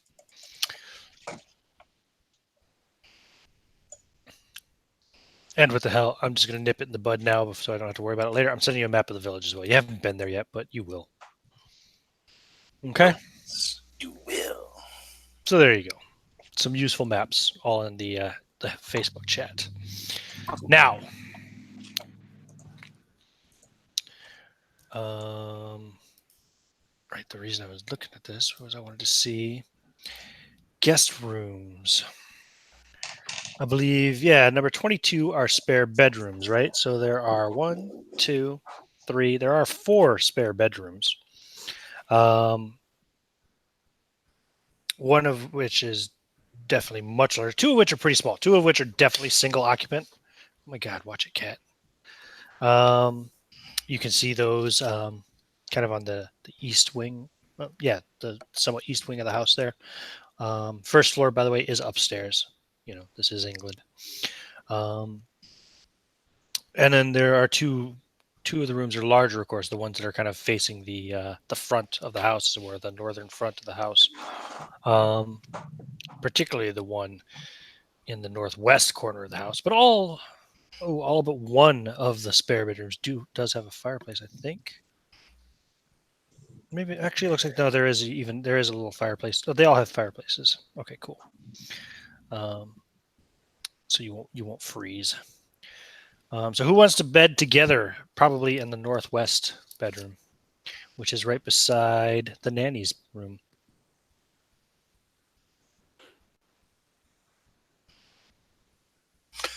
Well, clearly Mrs. Morrow will be taking a room for herself. Yeah, she'll definitely have her. I will volunteer. I will volunteer to sleep with someone. Oh, I'm just asking to share a bedroom. You don't have to sleep with them. Ruben is offering not to share the room with Zorn. I had a feeling as soon as Wilhelm volunteered that Ruben was not going to volunteer. Yeah, you thought that too. Yeah. Oscar is not going to volunteer to share a room with anyone either. Well, it's Gerard. I hope you don't mind because you're being volunteered. That's fine. I'll work right after. You'll room with Wilhelm in the northwest bedroom there, beside the nanny's room, which is beside the child's bedroom. Mrs. Morrow will get the larger of the remaining rooms then in the northeast corner. See, you people keep forgetting this is Call of Cthulhu. I don't want to. I'll take a roommate any day. You know, that would be fine if the supernatural existed. Right.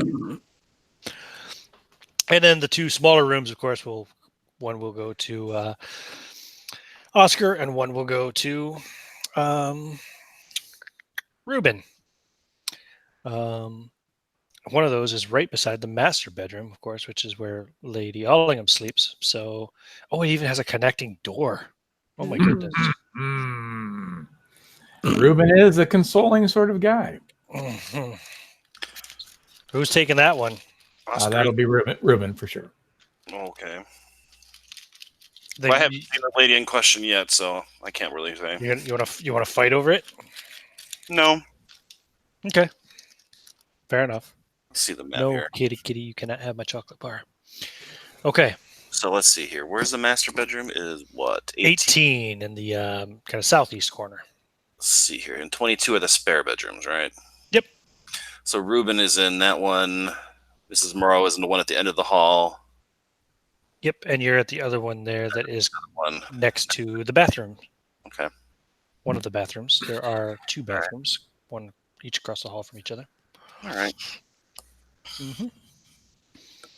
So, now that that's out of the way, once you refresh yourselves, you're to meet Lady Ellingham in the parlor. Now, the parlor is number 9 on the ground floor. So that's in the northeast corner of the house on the ground floor. Rather large-looking room. So,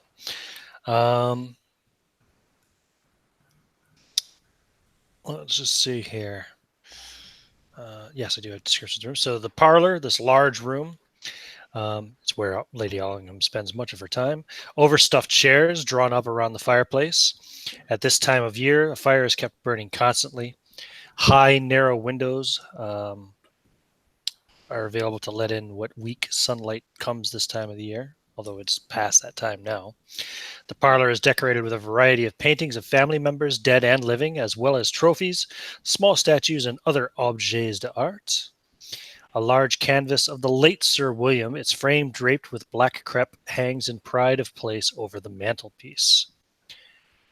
And dressed all in black, Lady Amanda Ellingham does not rise to meet the investigators, but waves them to the chairs drawn up around the roaring fire, watched over by a glowering portrait of her late husband hanging above the mantelpiece, which I just described. Actually, I have an image too, I think, for Lady Ellingham, don't I? Yes, of sorts. It's not the best, but it's something. Oh, my lady. And there are only enough chairs for middle and upper class investigators. Lower class investigators are assumed to be servants and are expected to stand. Does anybody have a credit rating of, I think it's 10 or lower to be, or is it? Yeah. 10 or lower. What is mine? Gerard.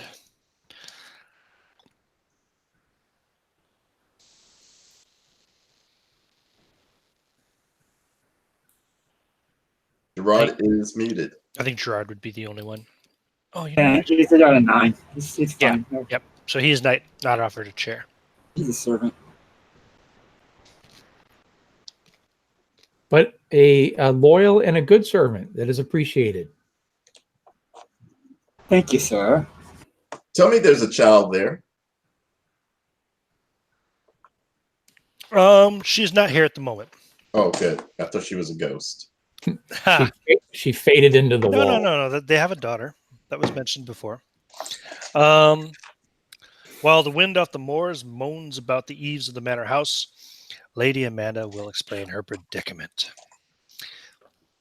As you know, my husband, Sir William's murderer, has not yet been apprehended. In my eyes, the police are little better than bungling amateurs.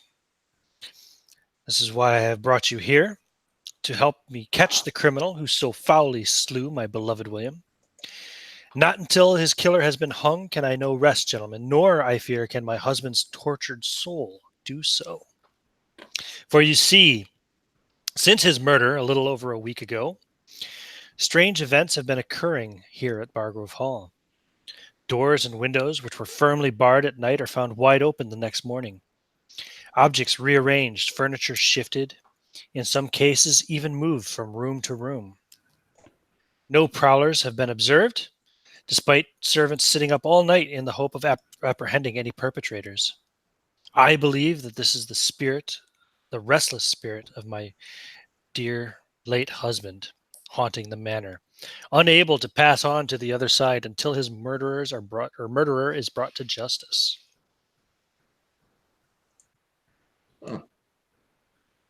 Of course, I give you full permission to explore every inch of the hall.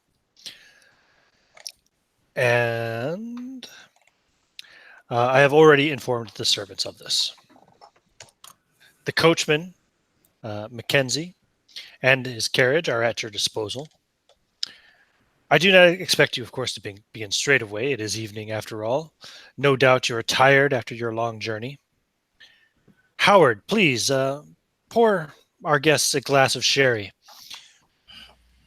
And please continue to warm yourselves here by the fire and enjoy a drink with me before we go to the dining room for dinner.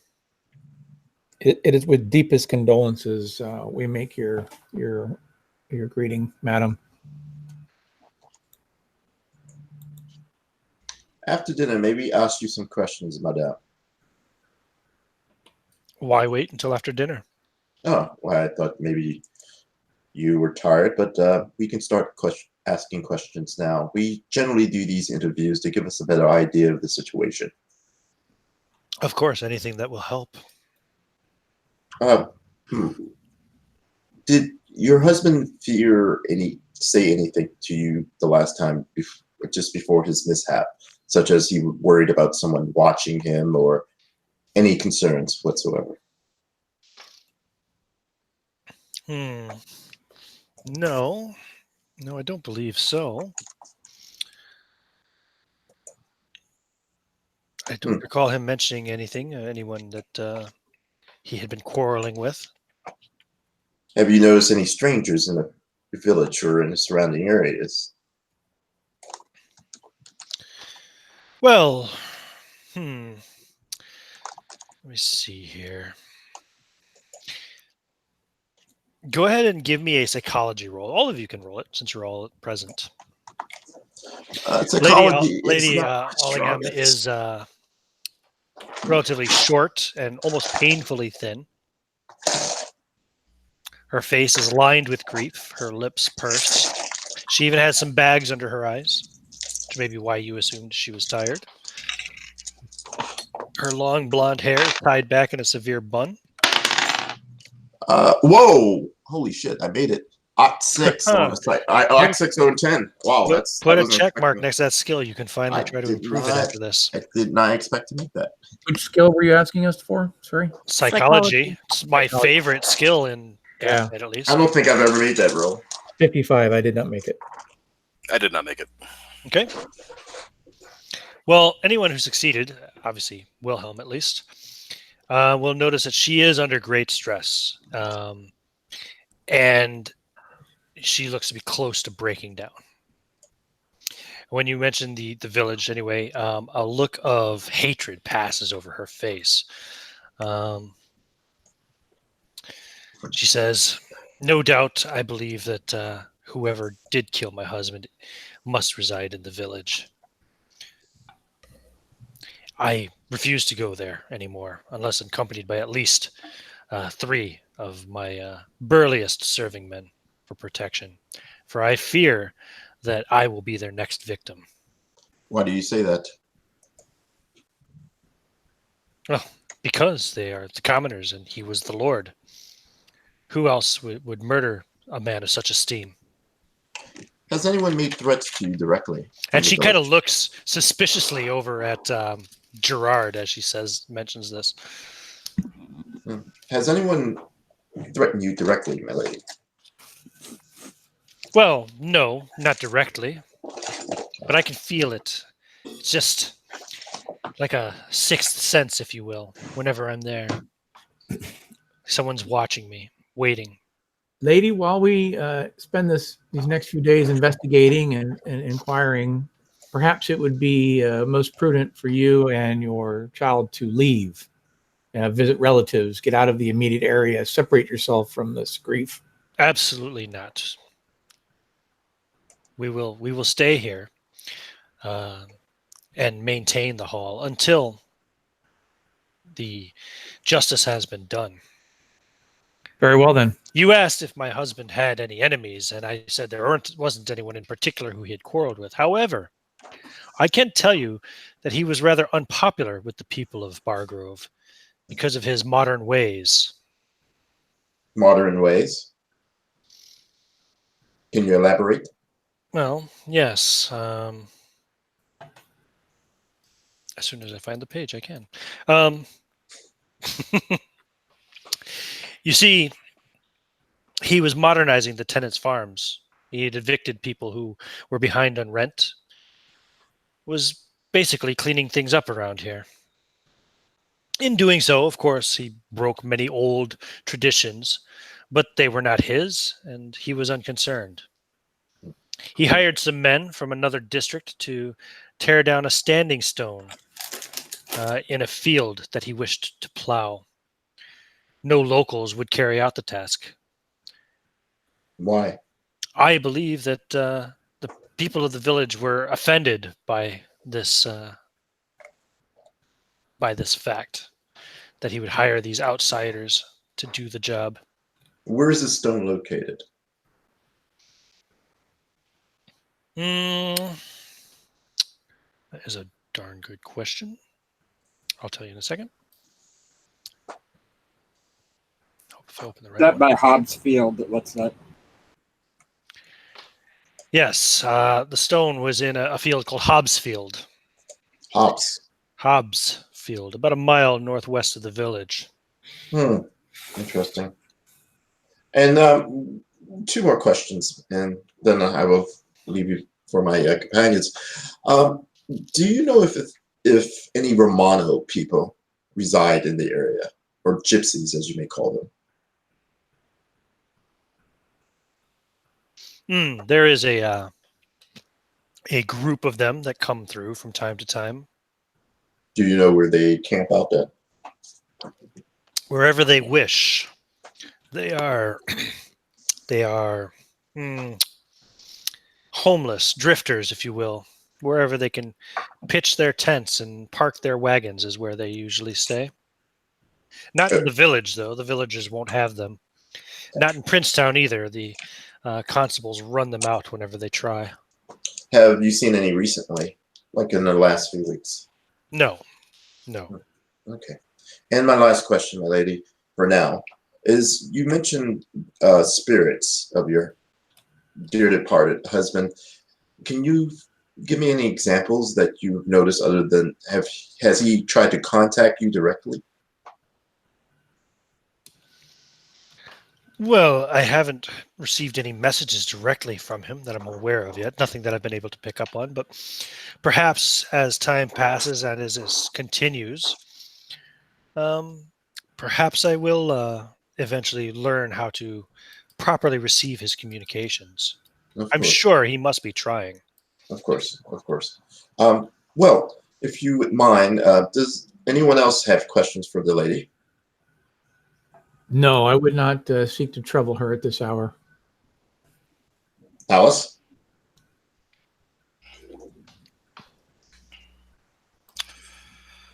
Didn't realize I was muted. Not at this time. I know that it's been a very trying time for you, madam. Oscar?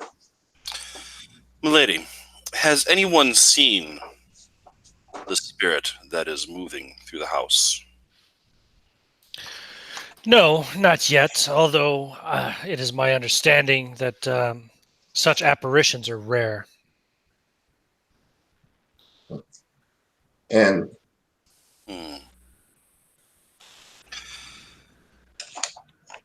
That's all. Gerard? After all, my husband has not been dead 10 days yet. Perhaps he has not even learned how to manifest himself, so... It is possible. Gerard, do you have anything for the lady? No, sir. I'm fine. Thank you, sir. I look at him like, what? So I guess we can. Do you have any questions for us, my lady? Well, let's go to the dining room, and we can discuss this further over dinner. Yes, of course. She sets down her empty glass.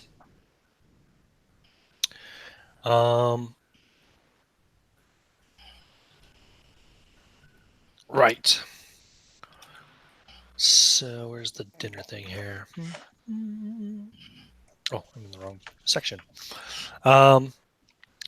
So she takes you into the dining room. It's a gloomy, echoing room, large enough to sit up to 20 guests. The dining room table is highly polished, so much so that you can see your face reflected in it. And the remainder of the room is equally grand. Where's the bit here about dinner? Yes, a sumptuous meal of soup, quail, and roast beef is served. Her daughter, Ursula, is present at dinner, as is her lovely young tutor, Josephine, but neither of whom speaks unless directly addressed. Lady Amanda makes some polite conversation at first on a range of topics. But then she begins to show a little more animation as she asks, so, are any of you experts in spiritualism? Oh, I've dealt with many spiritualists. Indeed. I have more than my fair share of experience with spiritualisms. Indeed. And have you ever conducted a seance? He looks over his shoulder, looks over the other shoulder. Yes. Yeah. I have always wanted to take part in one. I have found that is the worst time to seek out a seance because you're easily suggestible. I see. Oh, well, that's rather disappointing. Not saying that we won't do it, though. He looks over his shoulder again. And you, sir, she says, looking over at Oscar, you've performed a seance as well? Well, I've not performed one, but I have attended many. And have you communed with any spirits yet? Have you successfully reached through to the other side? I can equivocally say that no, I have never been successful in reaching the other side. Oh, and she looks morosely disappointed at that. And quickly turns back to Reuben. Yes. And starts going on about ghosts and hauntings. You would find that she is a rather informed and well-read speaker on the subject, anyway, of ghosts. For whatever that's worth. Oh, the other people present at dinner. I keep forgetting about descriptions. Where are they? So Ursula is the 8-year-old daughter of Sir William and Lady Amanda. You can see her in the image there, but she's a beautiful child, blonde-haired, blue-eyed. She is an only child. Comes across as a little bit lonely and withdrawn. Because she's, alone. Lady Amanda would probably mention that I believe my daughter Ursula is slightly psychic. She has dreams sometimes. I believe, if anything, I think if her father may be reaching out to her. That does not make Oscar happy. Oh, what dreams has she experienced so far? She has mentioned seeing a burning man in her dreams. And mind you, and she looks at Josephine, and the tutor quickly puts her hands over the young girl's ears. She is not fully informed on the details of her father's grisly death. It is said that children tend to be more receptive to the spiritual world than most. Yes, I've heard that as well. Perhaps because as we get older, we get further detached from the spiritual realm, Well, and at least more bound to the earthly one. some of us do. Indeed, of course. And the tutor is in her mid-20s, tall, slender, long auburn hair, very steady gaze, clear complexion. And when you do hear her respond, whenever Lady Amanda speaks to her, you pick up a French accent from her, rather heavily accented. Wedding ring? No. Well, hello, nurse. Mm-hmm. Oh, yeah.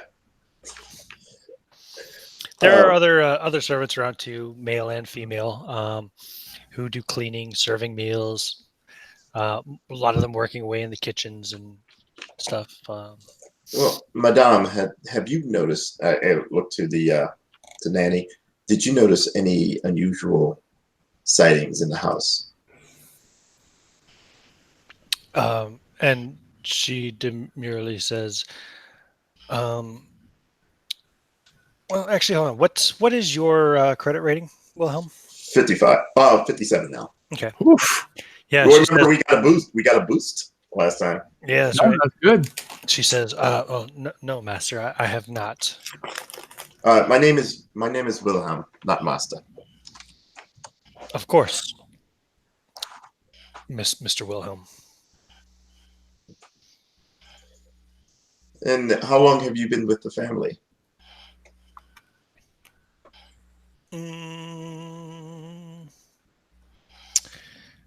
Let's see here. Oh, I've been with them for 3 years now. Oh.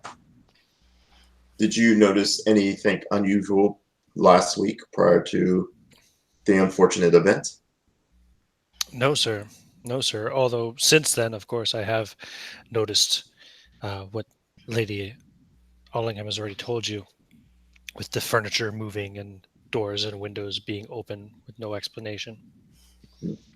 Of course. So you've seen this poltergeist activity, I've seen the results of it. but you haven't actually seen furniture move. No, not in my company. Ah.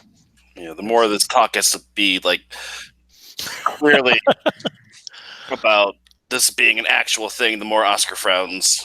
Try to hide it, but he's having a hard time. Lady Ellingham, I just wanted to let you know, because of the circumstances of the unfortunate event, we as investigators must be prepared to protect ourselves and our client, which is you. So just to let you know, we will be armed. Is that okay?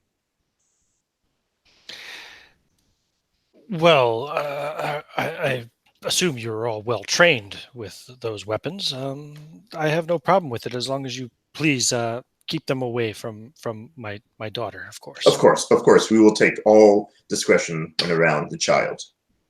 But Well, Master Von Zorn, you are a professional, and I will trust you to be diligent. Yes. Our first concern is your safety and that of your family. You have my word on that.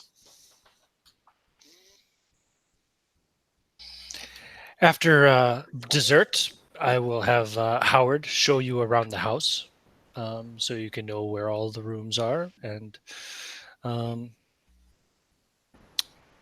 perhaps in the morning you can see the rest of the grounds.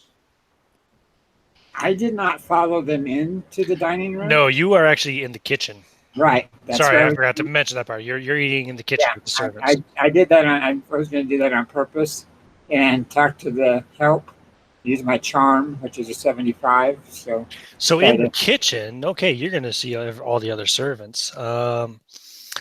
So yeah, there's Howard, of course. There's Mackenzie, the coachman you've already met. You'll also meet the gardener, Gerald Smith, just Gerald. In fact, Mackenzie would ask you to call him James when he meets you in the kitchen. Gerald is a grizzled man. He's got gnarled hands that are like permanently stained with soil. Wears a shapeless cap. He comes in and eats his meal real quickly and then again leaves. He doesn't stay in the house for very long. Of course, you met Mrs. Beddoes, the housekeeper. And as I mentioned then, yeah, there are another total of 10 other servants, basically, male and female, that don't have names in the book, but they do other cleaning, serving meals, slaving away in the kitchens, working grounds, all of that stuff. 4 of the men are pretty burly and are also trained as coachmen. It would be mentioned, James will mention that they also work with him sometimes with the horses. And they are the ones who whose job it is to accompany Lady Ellingham whenever she goes into Bargrove, which lately has only been for church on Sundays. I don't want to try to interrogate them. I just want to casual conversation, maybe mention something about, it's a sad situation, what's happened here, and if they want to follow through on that, but kind of more like joke around, you know what I mean? Just trying to get friendly buddy with them with charm, that kind of thing, to let them open up if they're going to open up. Mm-hmm. Yeah, no, they like you. They take to you real quickly. So what do you do? Actually, James, he's probably the chattiest one of the bunch. What is it you do with these investigators? What's your job, as it were? I help them with some of their cases. They're pretty. They're pretty, yeah, some of those cases are quite heavy, I noticed. Yeah, that too. The investigations they do, they're pretty progressive. Pretty progressive people. They treat me pretty much like one of their own most of the time. I can't complain. Really? Oh, excellent. They treat you well. Oh, don't yes. make you eat in the kitchen, eh? Well, He chuckles and he screws the cap off of his flask and offers it to you. Oh, thank you. From the homeland. Ah, Ireland? Scotland. Oh, excuse me. It's okay. Right? Yes. I'll rate it, Tom. It's very good. Mm-hmm. Yeah. He says, after dinner, Gerald and I are going to take the carriage into the village, go by the Bull and Bear for a few cheeky pints. Would you like to join us? Well, thank you. I'll talk to my, I don't know, what would you call it? Not a boss, but just master. I don't know what the word would be, but anyway, whatever it's supposed to be the term. And I think I can arrange that. That sounds great. You can use whatever word you like. Your companions, your friends, your employers, whatever you want to call them. Yeah, I'll talk to my employer. I will, if they don't have any need for me this evening, I'd love to join you. Excellent. Well, we'll be departing around 7 o'clock, so you'll have time after dinner to do whatever you need to do. Great.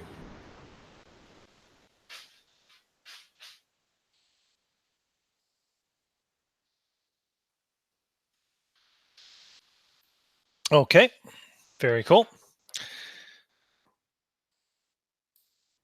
Anything else anybody wants to bring up around dinner? Lady Allingham, do you have spare horses that we may be able to borrow? We don't want to have to keep bothering your man all the time when we may need to scout around the area. Nonsense. That's what he's here for. Well, the thing is, he may be busy. His only business will be to do as you see fit, except for on Sunday when he drives me to church. Well, I mean, I understand, but it may be expedient to.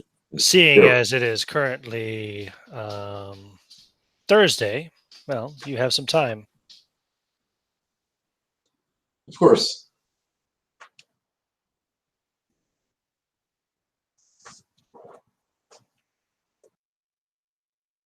Oh, if there's nothing else, Madame, I will retire for tonight.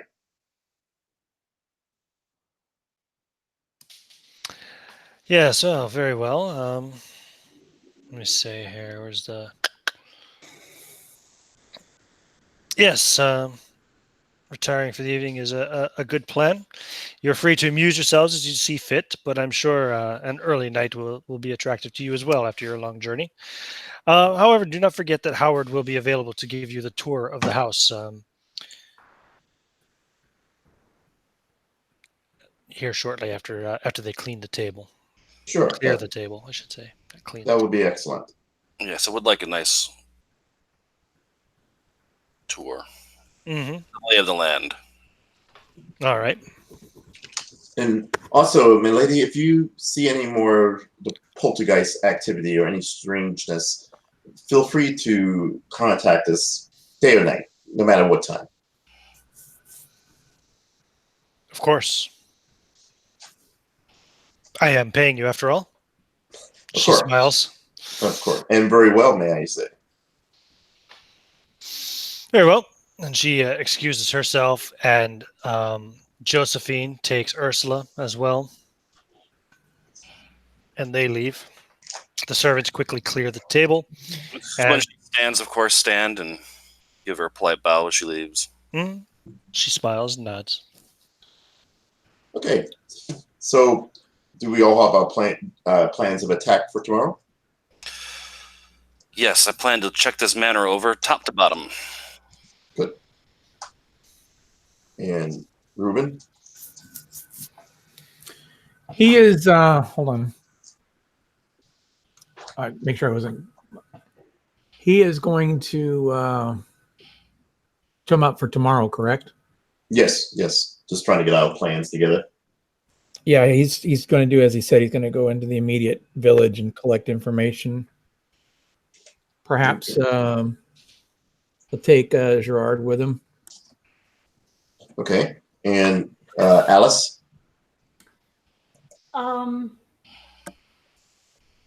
Honestly, I'm not sure where to start. What are your plans? I'm going to go back into that field where the Hobbs field, and I'm just going to take a quick look around there, see if I can drug up some evidence or anything like that. Have we spoken with the town doctor, the medical examiner, to any further information about the condition of the body? Oh, that would be a good idea. Or had anyone said they were going to? I could perhaps do that. Well, Reuben is going into town too, so you might can go with him. Of course, yes, that would be lovely. And I don't know where Gerard is, but we can find out what he's going to do. It would be nice if he can come with me.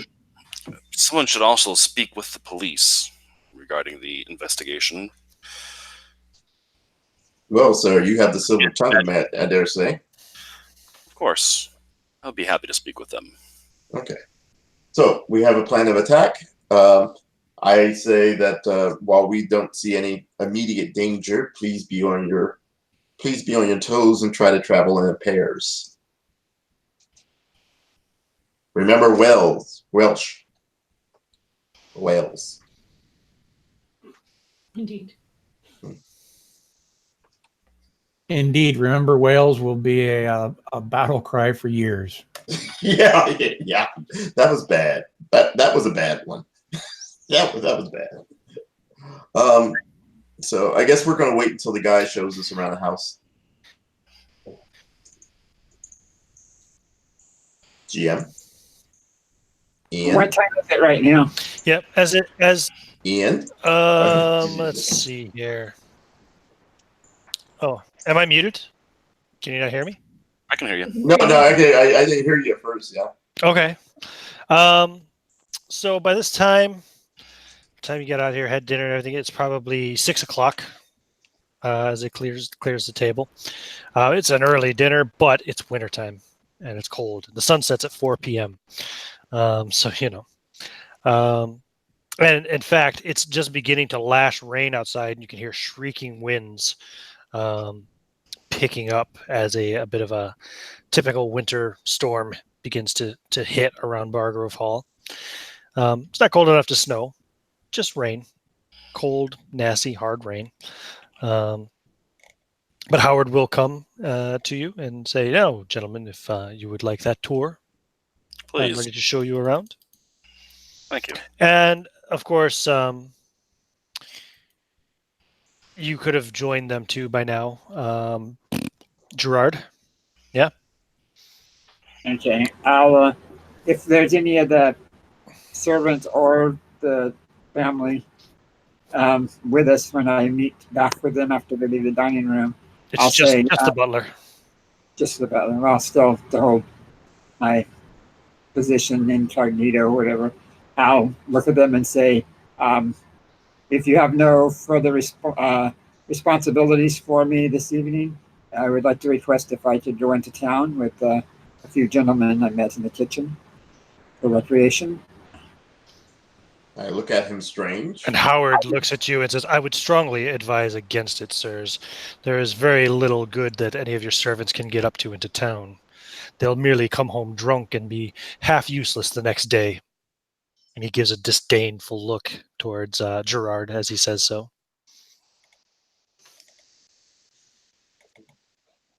I guess we would leave it up to your discretion, Gerard. Howard says, "Will he be joining us for the tour, masters? I do suppose it would be of some value for your servant to know his way around the house as well." It's his discretion. Indeed. Well, if you will follow me. I'll look at the butler and just give like a slight and like disapproving nod. He smiles. And he gives you some information as he walks you around the hall. Built in the 1400s and added to over the passing centuries, this magnificent manor house has a commanding view of the moors around Bargrove. Its impressive facade is overgrown with ivy, out of which peer small windows of lead lighting and stained glass. There are several leering gargoyles which dot the ornamental facade, one of which was responsible for the death of Sir William's older brother. Bargrove Hall has 2 stories and an attic, as well as east and west wings, an extensive cellar, kitchens, and servants' quarters. There are a variety of outbuildings dotting the grounds. Sir William's recent modernizations have equipped Bargrove Hall with gas lighting and an indoor water closet. Ooh. Starting on the ground floor, I'm just going to read these in order. It may not make sense geographically. I'm just going to read them in order. They are in the book, though. The entrance hall. Arched double doors of age-darkened oak that open onto a grand hall which rises the full height of the manor from ground to roof. Broad steps descend to the wide graveled drive which leads to the village road as well as around to the stables. Inside the hall, suits of armor stand at attention in niches to either side of the entrance, and medieval tapestries bearing the Ellingham arms hang above them. A staircase sweeps up to the first floor from this cold and imposing hall. I've already described the parlor and the dining room to you. The library, located in the west wing, contains many volumes on a variety of subjects. Let's see. Then there's the chapel. A private chapel is found in the west wing. It was used by the Ellinghams up until the late 1700s, Howard explains. In all respects, it's basically a scaled-down reproduction of a church, complete with a font, pews, and altar. Several members of the Ellingham line are entombed within, including Sir Montague Ellingham, who is the rumored cause of the curse which was placed upon the family. Sir Montague is buried in a small tomb bearing a carved effigy of him in a suit of armor upon its lid. The atmosphere in the chapel is very chill. I don't mean chill isn't relaxing, but just as in cool, cold, like unnerving even. The kitchens. These slate-tiled rooms are located at the rear of Bargrove Hall. The servants are kind of surprised at first to see you there until they realize that Howard is showing you around. Upper and middle class investigators are generally treated with respect by the servants. Lower class investigators would be treated as equals. Overlooking the gardens and the moors, the kitchens are one of several means of entrance into Bargrove Hall.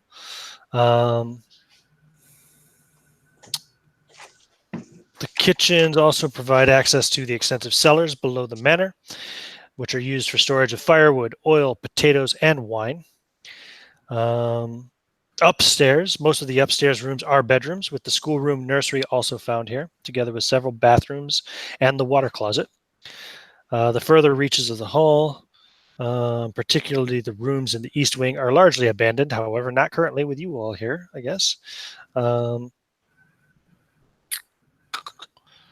The furniture in any of the empty rooms is draped in sheets with dust and cobwebs coated all over. That said, if I go back to our little map here and look, now that you guys are in these extra rooms, yeah, that's all been done. So actually forget about that little bit about the cobwebs and stuff because it's all been cleaned for your stay. And the sheets are no longer draped over the furniture, obviously. The master bedroom, the door is open and Lady Amanda allows you to come in for part of the tour before she retires for the evening. Has a 4-poster canopied bed, which dominates it. It's of a medieval origin, it looks like, and of considerable monetary value. Other furnishings in the room are of similar age. You see a collection of books which deal with the supernatural, particularly ghosts, piled beside the bed. In the schoolroom is where young Miss Ursula receives her private tutoring from the expensive French nanny, rather than rubbing shoulders with the commoners in the village school. There are 6 low desks in the room, many gouged with graffiti by bored Ellingham students over the years. A large globe sits on the desk at the front of the room before a blackboard supported on an easel. There is a large collection of textbooks in a glass-fronted cabinet to one side of the room. Windows in the other wall overlook the family cemetery, and the lonely expanse of the moors is visible beyond the small cluster of tombstones. And the attic contains the servants' quarters. He just kind of basically show you the entrance to it, so he's not going to give you a tour of the servants' quarters. It would be pointless. Yeah. Just taking a real quick glance at the desk in the schoolroom at the graffiti. Is anything strike my eye? No, Okay. It's just typical kid stuff. You know what I mean? Okay. Typical stuff Alrighty. that the bored children do when they should be paying attention to their lessons and don't want to. Okay. Let me see here. This is the Burnt Man. Just putting down some notes so I can keep track of time. It is December 18th. Evening. Okay. I'm asking him. In the morning, we want to go out to Hopsfield. And we have some people going into the village. Is there another set of horses that we could borrow to go to Hopsfield? Let me see here. In the stable, carriage is stored there. Did it say how many horses they have?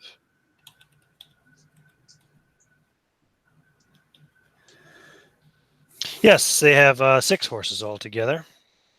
Well, We have a carriage and a sleigh, both for when necessary.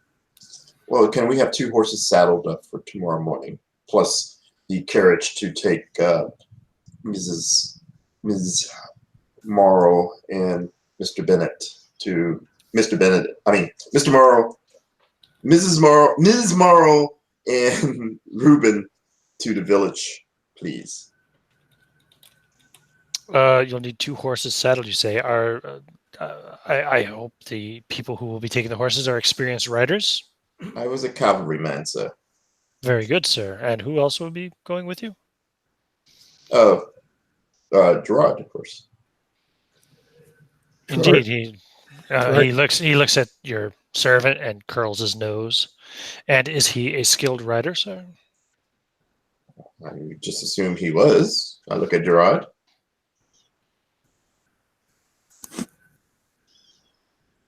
Of course he is. See, there you go. It's all so. Of course.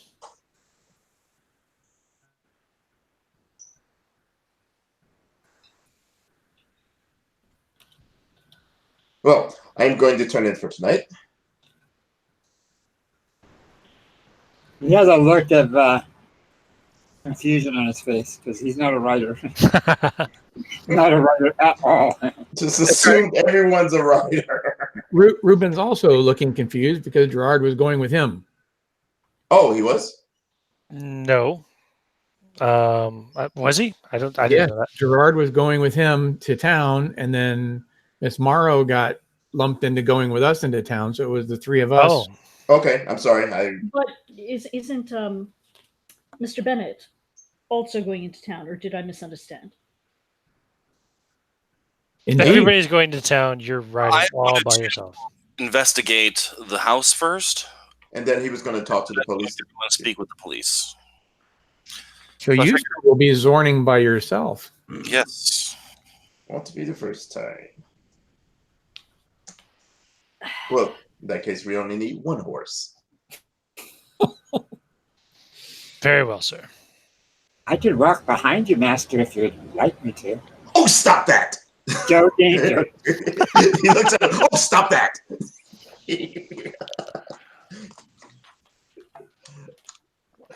Alrighty. Very well. So Howard will leave you in the halls of the upper floor, the first floor, and go return to his duties. I will go to the bedroom and prepare for tonight. Mm-hmm. When it's 7 o'clock, I'll join my companions to go to town. Yes, James and Gerard will meet you outside. The carriage is ready. They got a couple of the other guys, a couple of the other carriage men are also coming along. I want to make sure that everything's been unpacked properly, get everything put away. When Ruben runs into the carriage man, he's going to engage a conversation of... Does Ruben go outside? He does. Okay, then he can run into the carriage man. He is not afraid of the outside or carriage men. No worries. It's just cold and wet. Cold and wet. That's nothing to a Scotsman. So if you're going outside... Right. Are you walking around the grounds, or are you just going straight to the stable? Straight to the stables. Okay, yep. So east of the hall, there is a large stable, which is where the carriage is stored, as well as a sleigh adorned with silver bells. It's Christmas time. And We all went there. Yeah. If you give it a good little glance, you'll notice that it looks like the sleigh has been assembled from parts of old carriages. Let's see. There are 6 horses altogether. Oat bins containing their feed, a hay-filled loft are also here. Yeah. And, of course, you will run into Mackenzie and a couple of the other larger servant men who serve as carriage men and also bodyguards for Lady Ellingham when she goes to town. Yes, Master Carmichael, was it? Indeed. What can I do for you? Oh, hang on a second. I can grab my cat. 1 second. Sure, I was speaking to you. Get back here. Don't mess with that cat. That cat has things to do. Interrupt my cat from his job. All right. Sorry. My cat's an idiot. So, she needed help down the highest point in the house. She was just proving that you are indeed her servant. Yes, Correct. I guess so, right? I climb up here and cry. He'll come and get me down. So, right. So, Mackenzie, yes, Master Carmichael, was it? Indeed. Where would one such as myself go if I needed to purchase a horse or two of decent quality? purchase a horse or two. Let me just take a quick look. I thought perhaps you may have firsthand knowledge, being a professional with horses and such. Perhaps you might know of a farrier that I could speak to. What is a farrier? Farriers, the guys that do the horseshoes. Oh, right. Okay. Sorry. Yeah, well, there is a smith in town. Yeah, absolutely. Who would do that. A blacksmith. As far as purchasing horses, yeah, there are some of the farmers around the moors might have a horse or two to spare. I could find perhaps, although most of the horses around here are claimed and used as beasts of burden. You might understand. The moors are a hard place. Well, a horse that was used to the moors would be good. You're looking to purchase one as soon as possible, I take it. Tomorrow, yes. Ooh, tomorrow. I might be able to see what I can do. It depends on how busy I'm kept ferrying your lot about, I suppose. That is one of the main reasons that you were tasked with ferrying us, sir. I just did not share it with the uppers. Oh, I see. Yes, well, we can make a point of taking a trip out to see if we can find a horse that may be for sale. Very good. Thank you. You're very welcome, sir.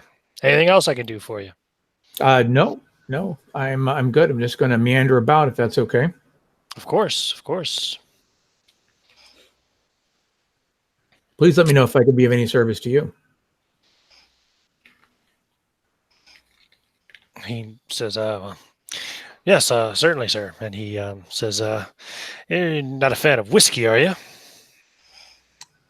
I am British, after all. He pulls out his flask and says, here, single malt from the homeland. Takes a good whiff. Real peaty. Peaty. You definitely take a healthy swig. Mm-hmm. Yeah. That'll warm you up all right on a cold winter's day, as it just has. Indeed. Thank you very much. Indeed. And he takes a big swig as well. Well met, sir. Well met. I hope you don't mind. We're taking your man, Gerard, into town with us for a few pints. Interesting. I may have to come along and join if you don't mind. Well, or would you prefer to keep it amongst your men? There's plenty of room in the carriages with me and Tom and Jonah here and Gerard and you. That makes sense. There's plenty of room. Very well. Let me go grab my coat. He's going to note their clothing and make sure that he does not dress up above too far above their station. Right. Fair enough. He was never a dapper sort of guy anyway. Okay. No problem. And Gerard, you come on out then and join James and and Gerald is coming as well. I forgot about that. The gardener. James and Gerald are there, as well as a couple more of the coachmen, Tom and Jonah. I just gave them names just now. Coachmen. Gerard, do you mind if I join you for the beer? Oh, it'd be a pleasure, Mr. Carmichael. Very well then. Let's dumb down the Mr. Carmichael. Just keep it first names. Don't want to put the locals off their game, you know. Very well, Reuben. Gerard. Okay. While they drive into the village to go out for cheeky pints, what are you guys doing in the house? We'll go to Mrs. Morrow and Wilhelm and Oscar. Well, I wouldn't be me if I didn't check out the library. I figured you would. So just trying to get a sense for what kind of a collection they have. Are there a lot of books on spiritualism? There are quite a few, although a lot of them are now currently in the master bedroom. So maybe you'll see a lot of empty spaces in the section with the spiritualism books on it. as Lady Amanda has taken to reading them in bed. Yeah, there's a wide variety of topics, but I suppose you're probably looking for things of that would stand out as Yes. interesting. Indeed. Yeah, if you're going to spend the evening in here, a few hours, I'll give you a library use roll. Alrighty. 18. That's a big yes. Excellent. Okay. Amanda, get the hell out of here. There we go. Now, this is a clue that is handout worthy even. Ooh. Let's see here. I believe I want to make sure I grab the right one. Yeah, number 7. Voila. And I will also, of course, send this to the chat here shortly. But so you find some books that concern the Bargrove area and the Ellingham curse. And the one you find this evening points to a site of ancient worship, which is where oh, sorry. Yeah, did several. Just want to make sure. Yeah. You find this book about fairies. And oh, sorry. Let me also send that to the chat thing, so you can read it at your leisure in future. Damn, too many messages popping up on my screen. Get out of here. Case file 28. There we go.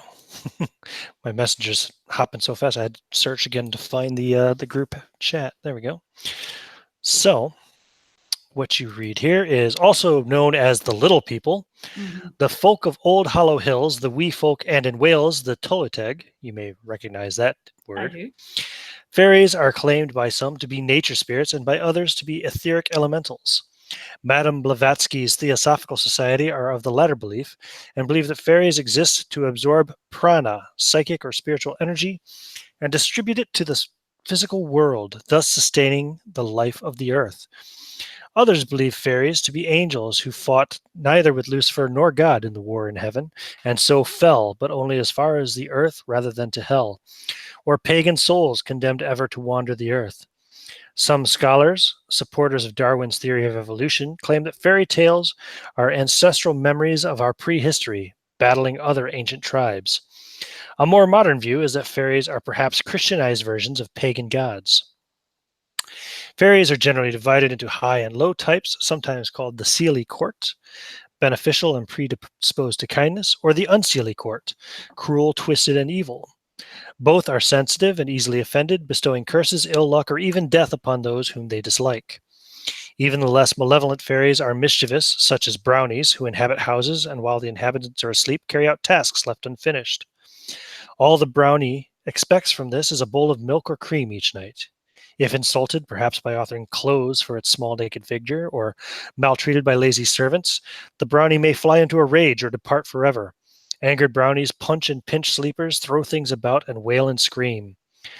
Other fairies include the Red Cap of the border country, who dyes his hat in the blood of those who he kills, river hags and kelpies, who delight in the drowning of passers-by, hobgoblins and goblins, such as the Cornish and Devon knockers, who inhabit mines, their nocturnal tapping leading the miners to rich veins of tin, pixies native to Dartmoor, tiny figures similar to brownies, who are most often seen dancing and at night knot their fingers in horses' manes and ride them wildly across the countryside, leaving the beasts exhausted come morning, and trooping fairies, the fairy nobility, graceful and fair. And you, yeah. Okay. So, fairies. Mm-hmm. Yep. Which you find there in a section attributed to the kind of family history and local lore. Okay. I make a few notes and just probably spend the rest of the evening just grazing. Yeah. It took you a little while to kind of find your way around, to find that book and to read up and find that section. But, You will have the option, if you want to read well into the middle of the night, you can make another look, or you can come back and look more tomorrow. Entirely up to yourself. Hey, sure, what the hell. Okay, go ahead and give me another roll then. 20. 20. So, 75. you find a book called, in the same section, A History of Bargrove Parish. Okay. This slim, leather-bound book was privately printed in 1750, written by the otherwise unknown Thomas Worthington, and details a variety of facts, legends, and half-truths about the area. Of particular note is a section describing how Bargrove came to be named, which is also in a handout I'm going to put up now. And here. So this is handout 6. Pop it through there.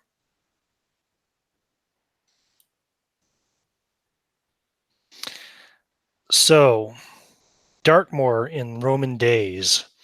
In the time of the Emperor Claudius, when Rome successfully conquered southern Britain, a century of men from the Legio IX Hispania was called to quell a small uprising in the kingdom of the Dumnanii.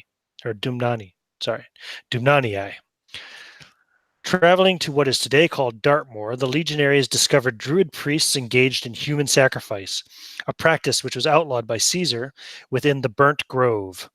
The legion fell upon the bearded priests, but the druids called their allies the people of the hollow hills, and by their magics and the fearful power of the old gods, the Romans were defeated. Only one man survived to tell the tale, and he was mad. This event is placed by my reckoning in the vicinity of Bargrove village, whose name may well be a corruption of Burnt Grove, perhaps on the hill the locals call Eagle Tor, in approximately 48 AD. Interestingly enough, the Ninth Hispania was considered a cursed legion thereafter and vanished to the last man in the mists beyond Hadrian's Wall. Interesting. Mm-hmm. And that will take you to maybe midnight reading. Okay, bedtime. To the point where you're feeling pretty tired, of course, after your long day. Oops, do not hit that button. Yeah, here, we'll go back to the map. All right.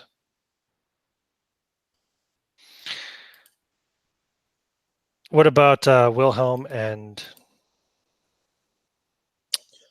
Oscar? Zorn will have just checked his weapons, cleaned them, laid out his clothes for the morning, and he would have took his revolver and did once around the hall before going to bed. Nothing weird happened. He would just turn in early. Cool. Very good. And Oscar, anything? Well, after I made sure that everything was unpacked properly, I would also take a walk around, but more along the lines of looking for like secret and hidden doors, things that would allow someone to move around unseen, stuff like that I would have, experience with considering my profession. That's a very good idea. Yeah. So you spend a good portion of the evening and night. While I do that, of course, practice my sleight of hand. I have a deck of cards with me, and I will just be practicing palming and all that other good stuff. I assume that you're not going to go into Ursula or Lady Amanda's bedrooms, or, or the nanny's room in the As much as I might like to take a visit to the nanny's room, I will wait until I'm invited. Okay. The schoolroom is. Oh no, you can't get to the schoolroom without going through Ursula's bedroom, I guess. Okay, gotcha. But yeah, so you tap around a good portion of the night looking around, and you don't find any signs of any kind of hidden passages or hidden rooms. You don't find any, false shelves in the library, etc. You can go down and even check out the cellar area. Yep. Check it. I don't spend the whole night doing that, of course, but yeah, I want to just do a good examination. Yeah, it'd take you a few hours though. To do a proper examination of the whole house, of what you have access to, at least. Right. But yeah, even the cellar itself seems relatively innocent. You don't find any strange drafts down there giving you any suspicion of any kind of exits or entrances through the cellar. Good. Mm-hmm. That's a good idea. Good thing to check out. Okay, so the other group going to the Bull and Bear. Like most village inns, the Bull and Bear is the center of life in Bargrove. A wreath of holly hangs on the front door. Most of the villagers can be found here at night, drinking strong ale and cider and exchanging news and gossip. So it's packed.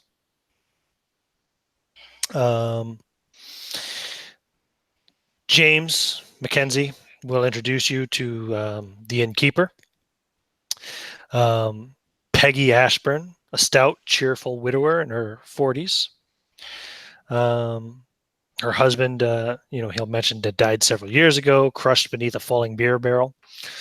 And without him to drink away the profits, Peggy has found her task a much easier one. It was the drink that killed him. Mm-hmm. Let's see here. Yeah, so yeah. James and the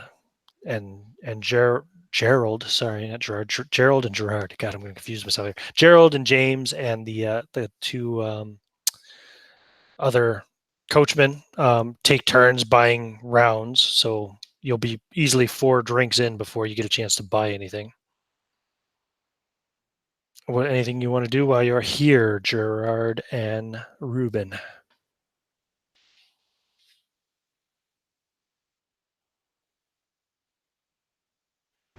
I'm gonna just enjoy myself for a while, and maybe after a few drinks, their tongues will loosen up a little bit and start talking about things. Speaking of loosening tongues, Ruben's going to go and go eyes at the proprietor. Whoa, you're breaking up a bit. Ruben's going to do what? Go make doe eyes at the proprietor. Okay. Sure, you gonna try to get her full attention. Indeed. Okay. Sure. We've already established your charm isn't very good, haven't we? What's your appearance anyway, Ruben? Oh, well, I've never been asked that. Let me check. I suspect the dexterity is wonderful. Damn it. Yeah, but you got to get there first. Well, he's well dressed. Dirty bastard. Really, he's not good looking, and he's not very charming. He's a 45. He doesn't have a very good crit rating. Okay, give me a roll percentile. He's super intelligent and got great dexterity. He's actually a big dude, in accordance. Mm-hmm. If you know what I mean. What am I rolling? Sorry. Percentiles, please. Stand by. Percentile. I have a 39. 39. Okay, you get her attention anyway because you're from London. There's something exotic about that to her. So it sets you apart from most of the other people in the inn. So you get her attention. Very good. Nothing insidious. No great expectations. Just being nice. Okay. Seeing where that goes. Okay. Anything you want to talk to her about? Ask her about anything else, or just small talk stuff? Small talk. See if it turns into big talk and night talk and such. She's lonely. Ruben's lonely. That sort of thing. Okay, roll your charm. Oh, Jesus Christ. I mean, if you're going to try to bed the widow, I guess. Hey, I didn't say anything about that. I was just conversation. It was implied. Wow. That was a little rough around the edges there, buddy. Which roll? I think I'm actually pretty close. I got a 29. Let me see what I got here. Charm is not that close. Persuasion's not that close. So were we going on credit reading? Is that what we're doing? We're going on charm. Damn it. All right. You know what? Never die with your luck. You're not going to waste your luck on this, are you really? I'm wasting my luck.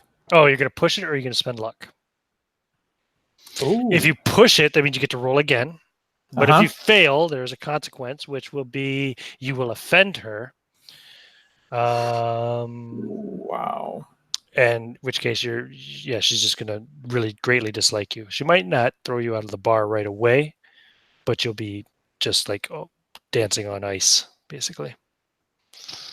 Is there anything mechanically that I could do to secure an advantage dice for this? I'm not begging. I'm purely asking mechanic-wise. I mean, I'm sure there is, but you haven't done anything. I don't think that implies to me that you should have a bonus die.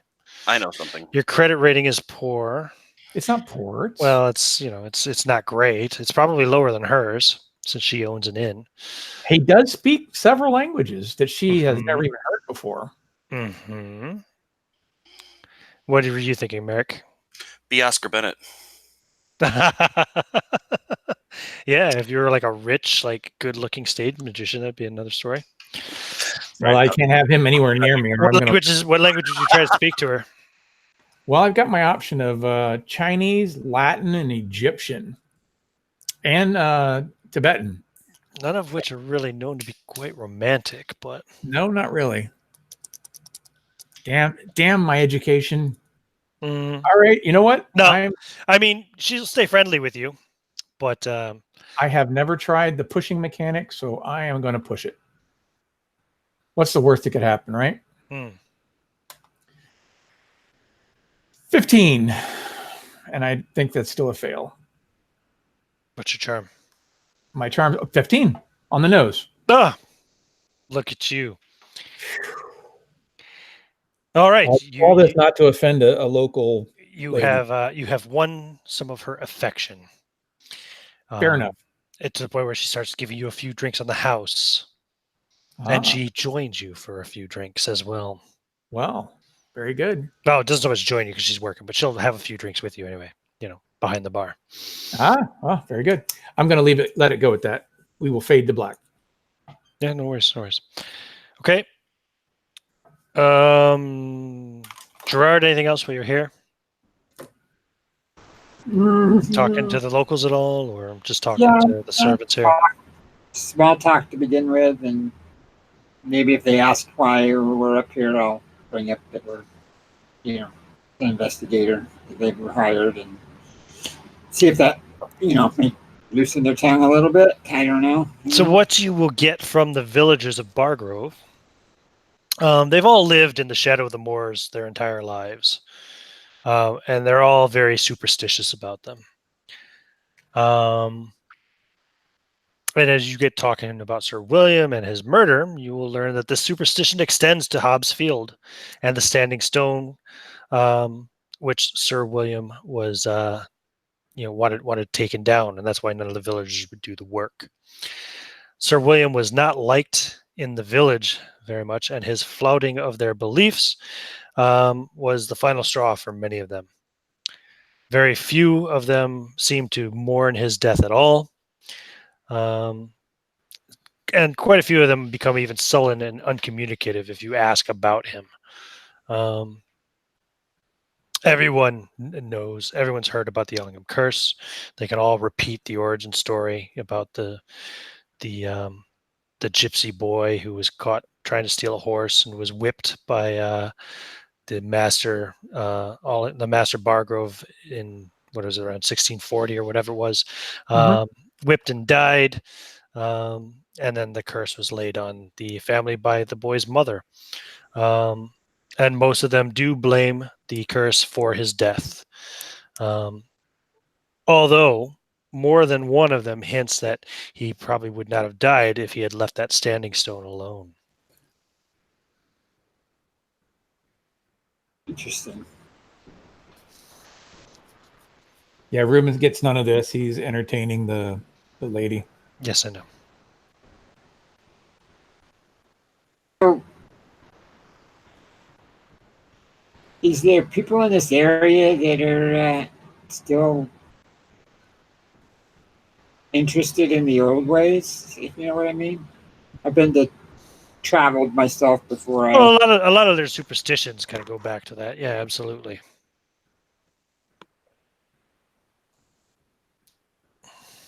Just curious. Like I said, I've traveled abroad. It's your usual kind of country folk thing of the time. It's a combination of, they combine their modern religion along with old superstitions and beliefs. Yeah. Okay. Is there any females in the bar also? Oh yeah, there's quite a few. I want to do them. Shut the fuck up, Joe. Penalty die. Is it kind of a rowdy bar? I mean, like everybody's talking loud. Well, rowdy. It's lively, you know.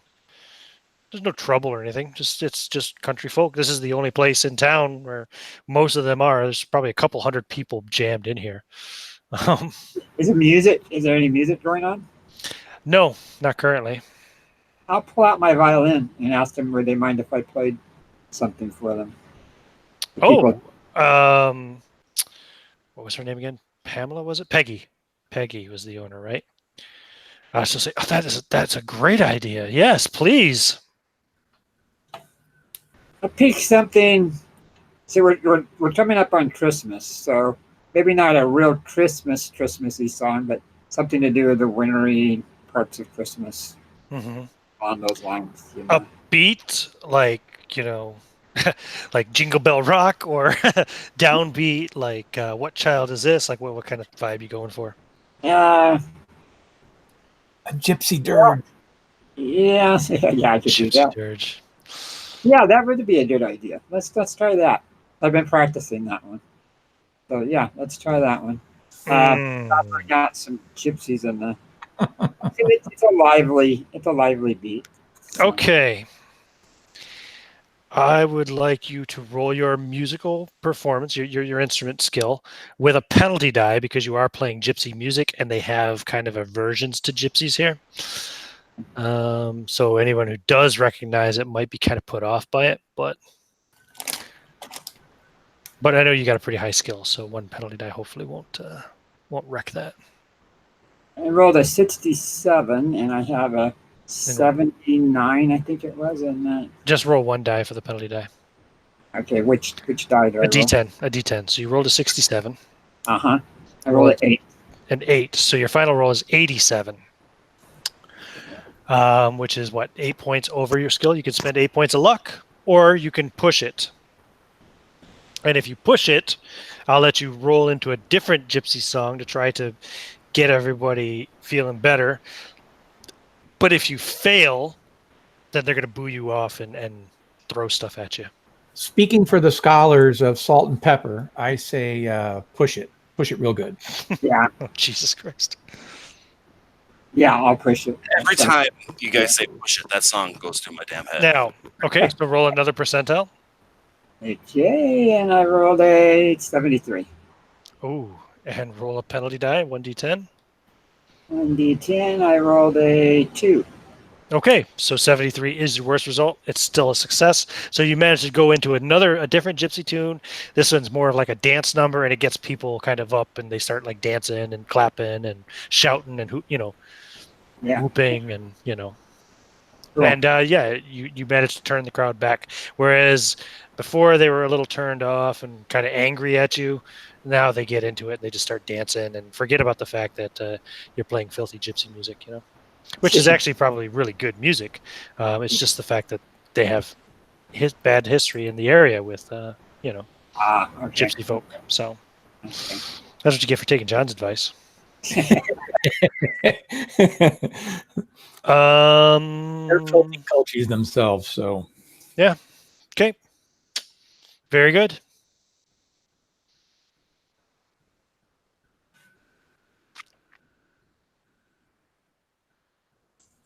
Let me see here. Yeah, you will. Ruben's pushing for nothing other than pleasant company. He's not pressing for any answers. No, nothing. Just on top of what I already told you anyway about the villagers' kind of views about Sir William and all that, his death. You will also learn that the outsiders who were employed to knock down the Standing Stone are still in Bargrove. They have a set of cottages to the kind of northeast of town. You'll know that you'll learn that this row of working men's cottages at one time housed several elderly residents of Bargrove, but Sir William turned them out on the basis that they were too enfeebled to work and no longer deserved the accommodation, forcing them to seek shelter with their relatives. He then used these newly empty houses to accommodate the outsiders that he had hired to fell the stone in Hobbs Field. Many have left the district following his death, but 2 families have stayed on, contracted by Lady Ellingham as laborers. Yeah.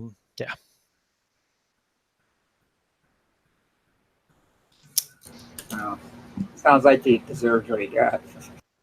Yeah. But that's it. Otherwise, many drinks are shared. Many flirtatious glances are shared between the innkeeper and Reuben. People dance and enjoy your music, and by the end of the night, you are practically everybody's friend now in town.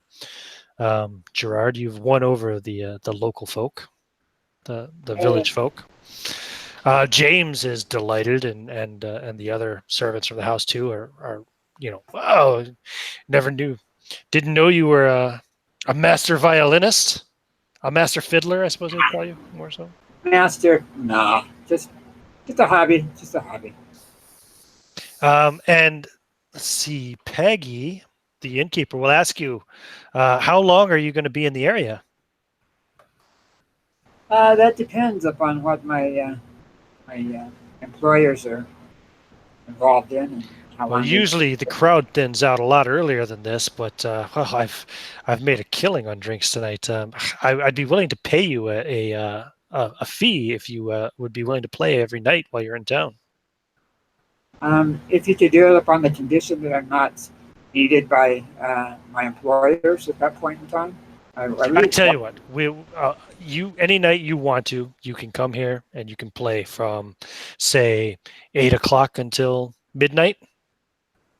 Thank you very much. Yes, And I'll pay you. I don't know. She names an amount of money. It's probably what would be a good amount of money to pay somebody for 4 hours of work? Probably a couple pounds. Sounds like a good amount of money. Oh, that's probably maybe that's too much. No, you're getting paid £10 a day for the investigation. So yeah, she'll pay you £2 a night if you're plus if you get any tips, you can keep them. Oh, thank you. Yeah, and drinks. Roll persuasion or charm or. Oh, charm. Okay, hold on just a second.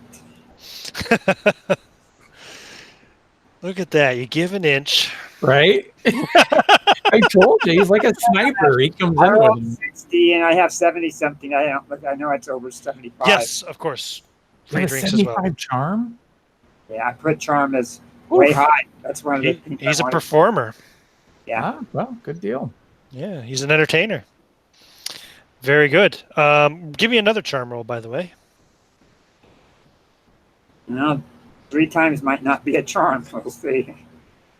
79. I think I might have went over on that one. Let me look at my character sheet real quick. I think you said you had 77. Yeah, I think so. I'll look it up. Quick. Oops. Spend the 2 luck, dude. Yeah, that's true. Never die with luck. Charm is 75, actually. Do you want to spend 4 points of luck to make it a success? Sure. Let's see here. Hudson and Brand. I need to look at a reference here real I quick. keep hearing voices tell me, don't die with luck. So, Never die with luck. Just be careful when that voice comes from John Lamb. That's another good bit of I'm advice. looking for the bit on money conversion. Well, anyway, you get a shitload of tips, man. Because I assume you put a hat down or something, you know what I mean? Like, or there's a little bucket you can put out. You can borrow a pitcher or something from the bar to put out. And you get 100 shillings. wow, okay, cool. Violin case would probably be what he put out. Yeah, Yeah, violin case, of course. Thank you, Jennifer. good idea. Good call. I don't know how much that is off the top of my head in pounds, but I think it's a lot. 100 shillings is probably, it's at least £5, I think. So 5 pounds then, basically? Okay. I think, like, just write 100 shillings, whatever. You don't have to write it down. It doesn't matter over that much, but All right. But yeah, it's a good amount of money. Yeah, that was great. Cool. That'd be Okay. fun. And then it's time for the inn to close. So Mackenzie says, all right, lads, come on. It's time to head back to Bargrove Hall.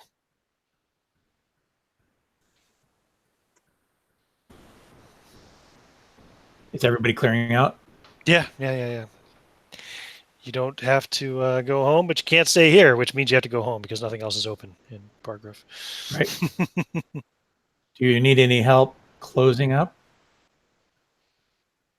Oh, Master Carmichael, you're going to miss your ride home. I just might, but I could always catch it later, as in the morning. Mm-hmm. Mackenzie's like, hey, Reuben, come on, you with us or not? I don't know. Am I?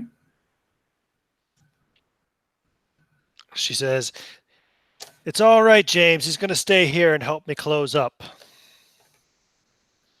Gentlemen, I will see you tomorrow. Mackenzie just kind of smiles and laughs. Right. Well, come on, lads. No sense being a third wheel. And you guys return home. Well, the rest of you return back to Bargrove Hall, being the rest of you being, of course, Gerard and the other servants.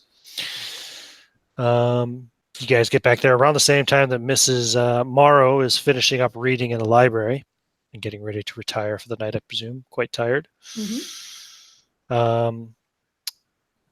I think I definitely know that Von Zorn has gone to bed. What about Bennett? It's midnight. Oh yeah, he wouldn't have stayed up that late. It was just Okay. a cursory examination. Just checking. I'll do a Wasn't thorough one in the morning. Very good. Mhm. No problem. Looking for. Would I pass by the library if I was going to the room where I'm supposed to sleep? Would I know that she was up and in there, or would I? Let me see here. So if you would come in through the entrance hall, you would go right upstairs. The library is where? Where is the library on here? What number is it? Library is 27. She could certainly be leaving the library at the same time. And No, you would, but yeah, okay. You could, if you're both going at the same time, you could Yeah. bump into each other. Yeah, Sure. sure. Good evening. You're up quite late tonight. As are you, sir. I went into town with a few folks and had some fun for a change. Wonderful, wonderful. I'm so glad to hear that. Yes. What were you doing in the library? Some research? Anything? Yes, just sort of looking at getting a sense for what their collection is here. A lot of interesting business about. Well, of course, you were there with us in Wales.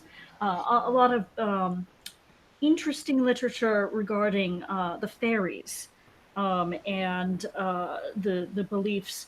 And now that I'm thinking about it, after what I've read, I'm wondering if we're not dealing with a fairy curse rather than a gypsy curse. But anyway, we can discuss it tomorrow. After our last encounter with the fairy people, I'm not sure I want that to be the case. Indeed. But we'll just all have to be on our guards. Yes. Make sure that we're not traveling alone or anything like that. Okay. How far is her room from the library? The library is downstairs in the northwest corner. Okay. If you look at the map there, it's number 27. If you would like, I will accompany you. Mrs. Morrow's room is right above the library, actually. Of course it is.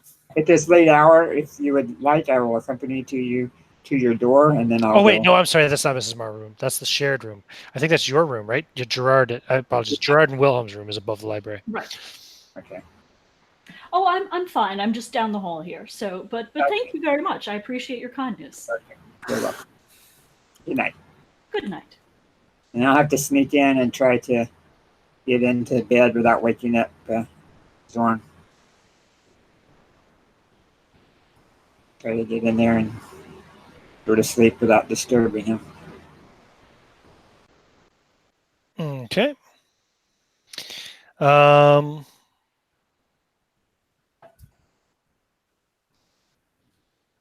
Just a second here. I'm looking for something. Apologies. So you all kind of go to sleep. Wait, it said see below, and I do not see this below. That's not fair. Maybe it's actually above? See page XX. Yeah, I hate that.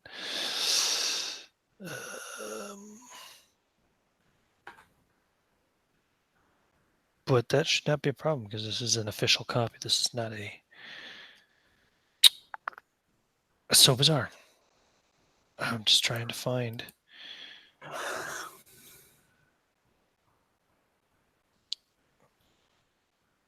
Obviously, I am just going too quickly, and I'm missing it here.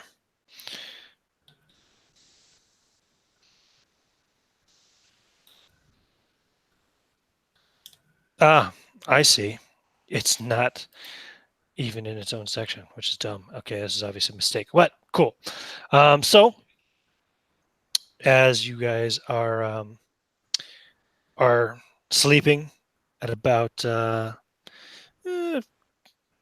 little before 2 o'clock in the morning, so some of you have not been asleep for very long, you awaken to the desperate sound of a child's screams. Everyone in the house awakens. Egads. He grabs a revolver and jumps up. Toss a robe on and book it.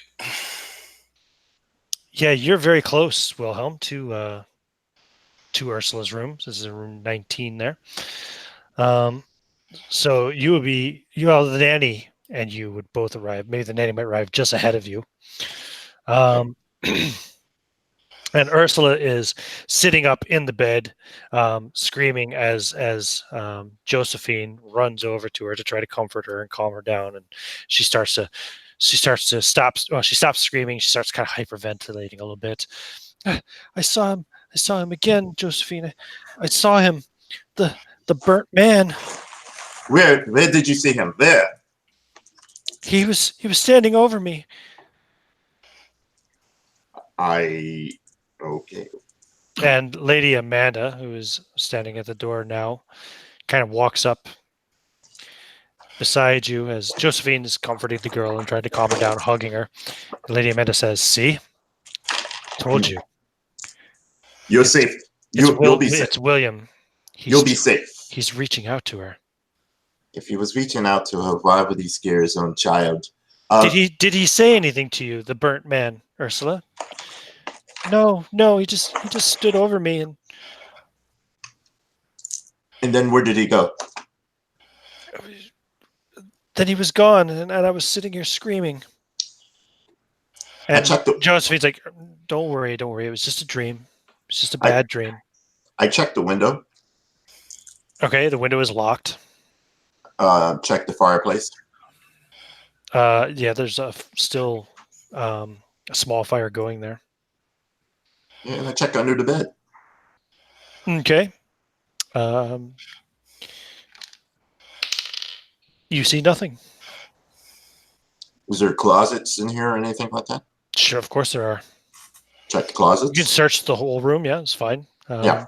You will not find any signs of any intruders or anything.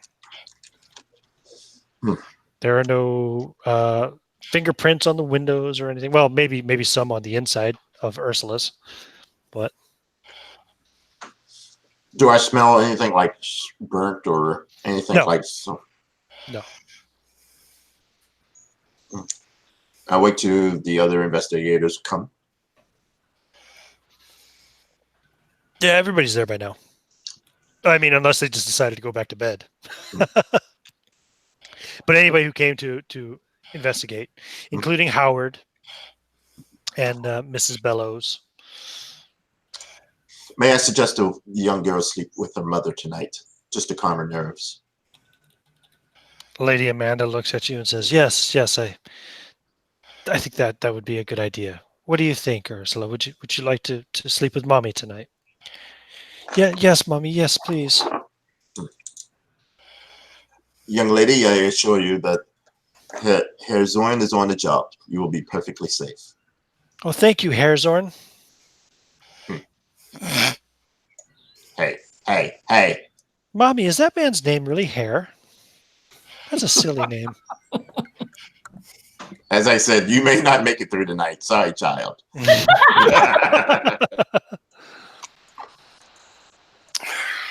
All right. So she will go to her mother's room then. War hero bruised by a child.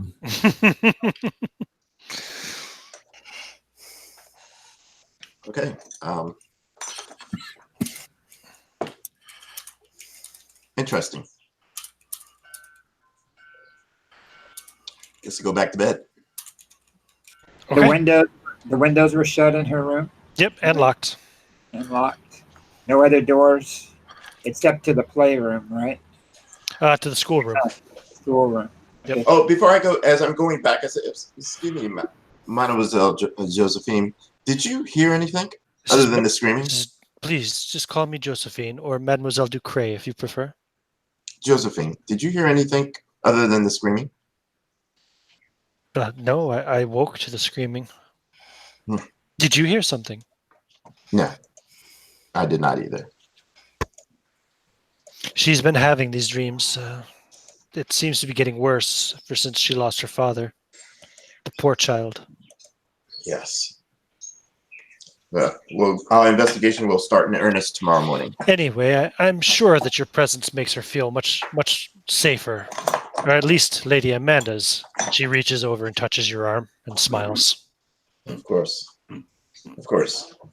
Is it true you were a soldier? A dragoon. Yes, madame. In the Kaiser army. Well, good night, Master Van Zorn. She takes her hand away and goes to her room. And she's French, right? Yes, she is. So I give her when she said in the army, I gave her a little look because he was involved in the siege of Paris, and so he's always kind of a little weary around the French because they pretty much they sacked Paris. The Prussians sacked Paris, so he's kind of like, I'm sorry. Right. Fair enough. Very good. All right. I think if everybody then returns to bed. Is Merritt, is your character Oscar? Is Oscar up? Oscar? Okay, I want to take him aside, and I know you. Nope, you cut out, Rob. Or you muted yourself, actually, it seems. All right. He what? I'm assuming that I knew that he was going to shut out the house for hidden passages, whatever, right? Well, I never really said I was going to do that. Well, I did say I'm going to be doing it in the morning, but I'm going to check over for all that kind of stuff. Were you able to go into the study room past the child's room since she was asleep in that room? No, I only searched the halls so far and some of the cellar. Okay. I'm just curious if there may be some kind of entrance in there that somebody took in and out that scared her. I will definitely be checking that in the morning. That is for sure, especially after the events of this evening. Yeah, I was just curious if you had already checked it or not. No. Okay. All right. Well, we'll retire and talk in the morning then. Indeed. All right. Make sure you take note of your intentions for the morning, since we will not be resuming this for a couple of weeks. 2 weeks' time. 2 weeks' time, we will pick up with part 2 of The Burnt Man. Burning Man. Thank you for playing. Thank you, man. Thank you for running, sir. Running. Thank you.